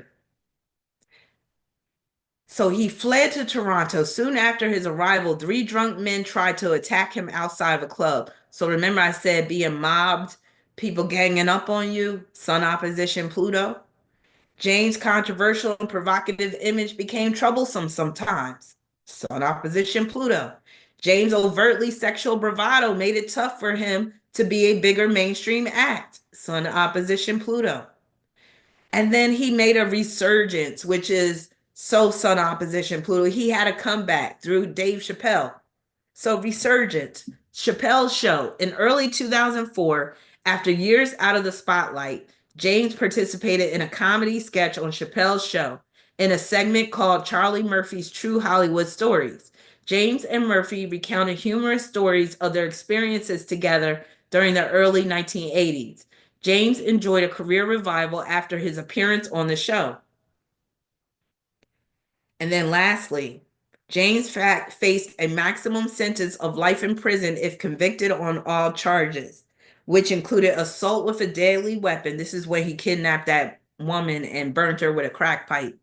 Assault with a deadly weapon, aggravated mayhem, torture, forcible oral copulation, damn, false imprisonment, and kidnapping. Wow, Rick. Cocaine is a hell of a drug.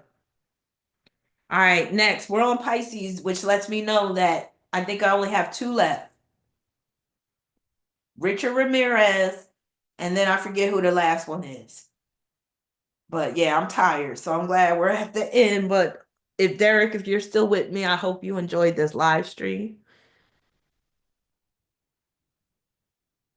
So press one when you see the next one. Yes, I'm not a big fan of Dave Chappelle's comedy. I'm really not. Like, I like the Chappelle show, but you know there was other people writing that show in addition to him. It wasn't just all him. Of course, I had to include this bad boy. Oh my God.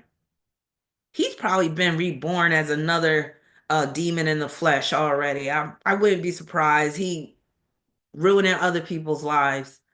So Sun in Pisces in the third, opposing Pluto in Virgo in the ninth. I've covered this man a number of times. He's exhausting. But I mean, and Night Stalker. So he was dubbed the Night Stalker. And remember, I said Sun opposition Pluto can be a stalker. But when I tell you, he's the perfect pictorial representation of a demon in the flesh. Like, I mean, let's just look at the way he looked. You can't get more evil look. No, there's plenty of people that look evil, but I mean, he just had this look of evil and in a pleasing way about it. You know what I mean? Like, he wasn't ugly. He was actually rather attractive, but you could still see the evil in him. Like, he had the perfect villain look, like perfect.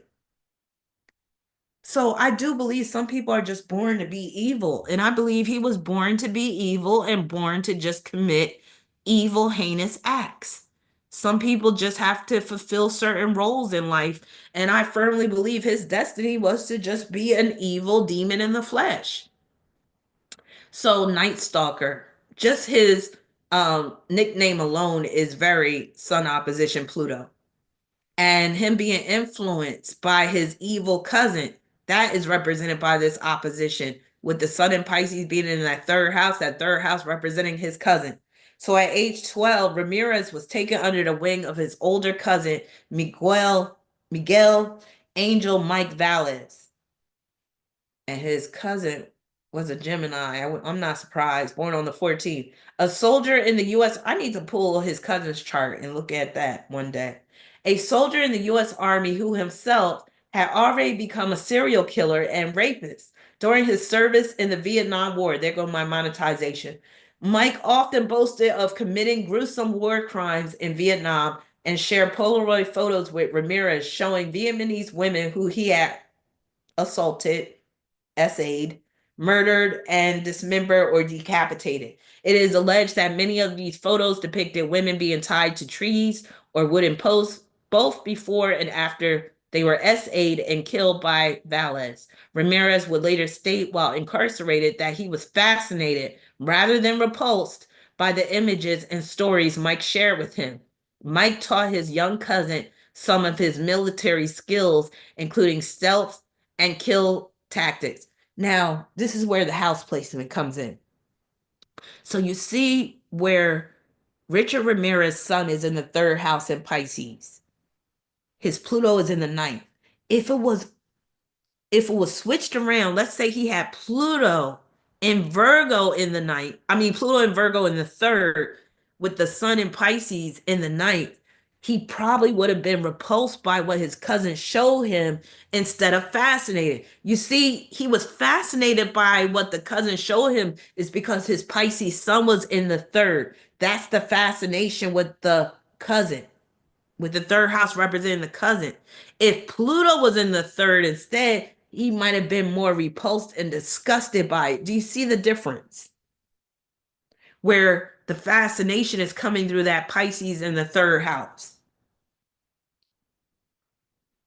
Now, around this time, Ramirez began to seek escape from his father's violent temper by sleeping in a local cemetery. His father would tie him to a crucifix in a cemetery overnight as punishment. So, again, I believe some people are just meant to be evil, and it shows through his upbringing. Not just, I also feel like there was some genetic stuff up in there too, but him having influence by his father being abusive, like extremely abusive, and then his psycho cousin, and then his brother-in-law is also influenced him.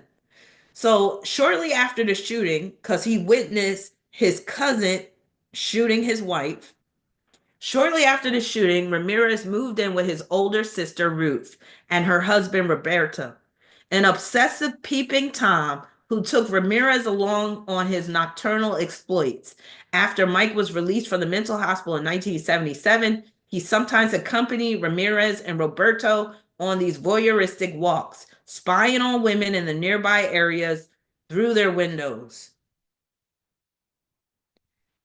And then here's the end. So remember I said with Sun opposition Pluto, you could get mobbed or attacked by a mob. You could be ganged up on, and that's what happened with Ramirez. After noticing a group of elderly Hispanic women fearfully identifying him as El Matador, Ramirez saw his face on the front page of the newspaper, La Opinion, with a headline calling him Invasor Nocturnal, English meaning night invader, and fled the store in a panic. After running across the Santa Ana freeway, he attempted to carjack an unlocked Ford Mustang, but was pulled out by angry residents Faustino Pinon and Jose Berjuan. Ramirez ran across the street and attempted to take car keys from Angelina de la Torre. Her husband, Manuel de la Torre, witnessed the attempt and struck Ramirez over the head with a fence post in the pursuit. A group of over 10 residents, including Jose Berjuan's sons, formed and chased Ramirez down Hubbard Street and Boyle Heights. They soon restrained Ramirez and relentlessly beat him. At around 8 a.m., police were called over a disturbance in the area with a few other details. Police quickly arrived on Hubbard Street and took a severely beaten Ramirez into custody. That's what I call vigilante justice.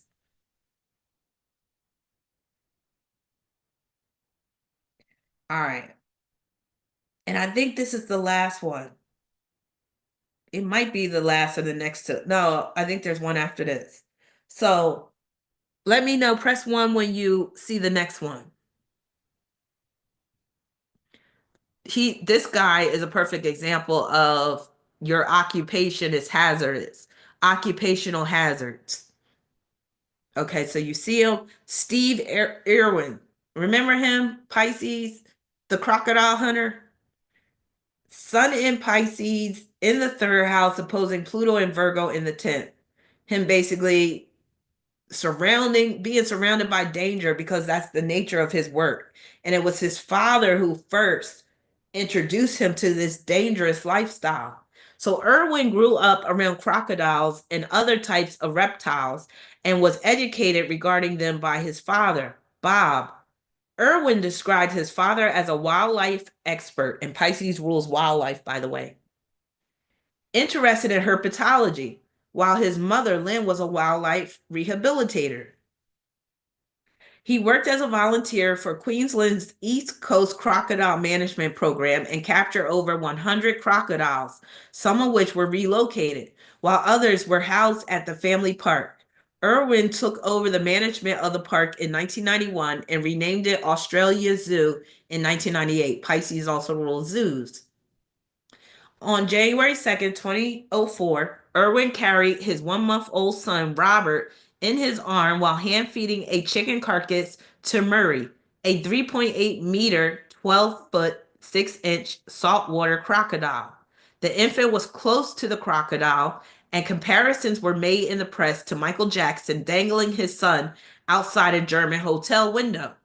In addition, some child welfare groups, animal rights groups, and some of Irwin's television viewers criticized his actions as irresponsible and tantamount to child abuse. So putting his child's life in danger is Sun opposition Pluto all day, and creating controversy over it is Sun opposition Pluto. In late 2006, Irwin died from an injury caused by a stingray. So it wasn't a crocodile, it was a stingray. And the reason is he knew crocodiles. He grew up learning their behaviors, but he wasn't that familiar with stingrays. So it was a stingray that took him out. So in late 2006, Irwin died from an injury caused by a stingray while filming an underwater documentary in the Great Barrier Reef.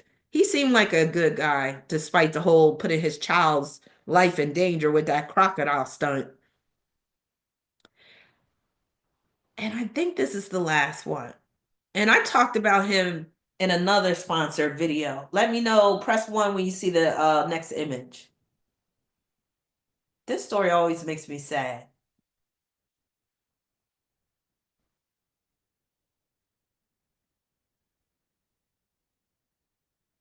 Jupiter going wild said, "This is where I get my love for learning about animals." All right. So this is Alexander McQueen, who was a very influential fashion designer who took his own life shortly after his mother passed away. So he has a tragic story that's very Sun opposition Pluto. Sun in Pisces in the fifth, opposing Pluto and Virgo in the 10th.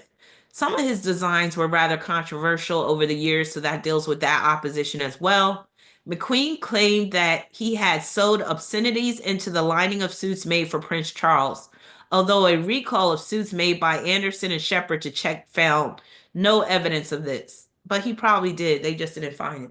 Now, in the 2018 documentary McQueen, his boyfriend and assistant designer in the early days, Andrew Groves, said that McQueen dictated that they could only show him from behind to avoid being identified and losing his unemployment benefits, his only significant means of income at the time. That is so Sun opposition Pluto, with Pisces being the camera, photography, and Pluto and Virgo being his unemployment benefit. His early runway collections developed his reputation for controversy and shock tactics, earning him monikers like Enfant Terrible and the hooligan of English fashion. McQueen's nihilism, that Sun opposition Pluto, remember, collection, with some models looking bruised and bloody in see-through clothes and extremely low-cut bumpster trousers, was described by journalist Marianne Hume of The Independent as the theater of cruelty and a horror show. Remember I said Sun opposition Pluto, you could be experiencing horrors. McQueen was an avid scuba diver and used his passion as a source of inspiration in his designs, including spring 2010's Plato Atlantis. Much of his diving was done around the Maldives. And that's Sun opposition Pluto, especially with him being a Pisces. McQueen received press attention after the May 2007 suicide of magazine editor Isabella Blow. Rumors were published that there was a rift between McQueen and Blow at the time of her death, focusing on McQueen's underappreciation of Blow. McQueen denied these rumors. Matter of fact, I think I covered him when I did Moon opposition Pluto. I think he has Sun and Moon in Pisces opposing Pluto. Because I remember talking about this. Wow. Now, McQueen was HIV positive, which is dealing with this opposition. McQueen's friend David LaChapelle said that at the time of his death, he was doing a lot of drugs and was very unhappy. McQueen's mother had died 8 days before he killed himself. I'm almost certain he has Sun conjunct Moon because I remember I was harping on that. I was talking about how close he was to his mother, and that when his mother died, it was like he died, so he took his own life because it was like he was dead inside anyway. At the time of Alexander McQueen's death, he had 16 pieces for his autumn winter collection that were 80% finished. These outfits were completed by his design team and shown in 7 presentations to small specially invited groups. This collection, unofficially titled Angels and Demons, that's so Sun opposition Pluto, was first shown during Paris Fashion Week on March 8th, 2010, to a select handful of fashion editors in a mirror gilded salon at the 18th century Hotel de Clermont-Tonnerre. Some fashion editors said the show was hard to watch because it showed how McQueen was obsessed with the afterlife. So that concludes my video on Sun opposition Pluto. Derek, thank you once again for sponsoring this video. I hope you enjoyed it. I hope you gained some insight from what I spoke about. It's definitely not an aspect for the weak. You definitely have to be a strong person to have Sun opposition Pluto. So even if you don't feel strong at times, Derek, know that you are strong, and know that when the time comes, you will find strength and power and reserves that you didn't know you had, if those times ever should come up. And hopefully you won't be experiencing any extreme manifestations of this opposition. But if you do, know that there's always support out there. Number one, you got me in your corner. You can always reach out to me for help, for guidance, for any type of advice, what have you. Derek is one of my patrons, and he is solid with his loyalty. So I appreciate your loyalty so much, Derek. I appreciate your continued support. And that's true for everybody that has supported me over the years, including you, Jane. Jane, you're my girl. Thank you so much for your continued support. Everybody for their continued support. My Diggable Planets, my clients, my patrons, my subscribers, all of you guys, love you to death. Stay tuned for another video. Thank you so much. Peace and many blessings. Stay safe out here with Venus retrograde in Aries. Don't get into no beefs with people, especially nothing unnecessary, because again, life is short. It ain't worth it. So y'all stay cool. I'll be back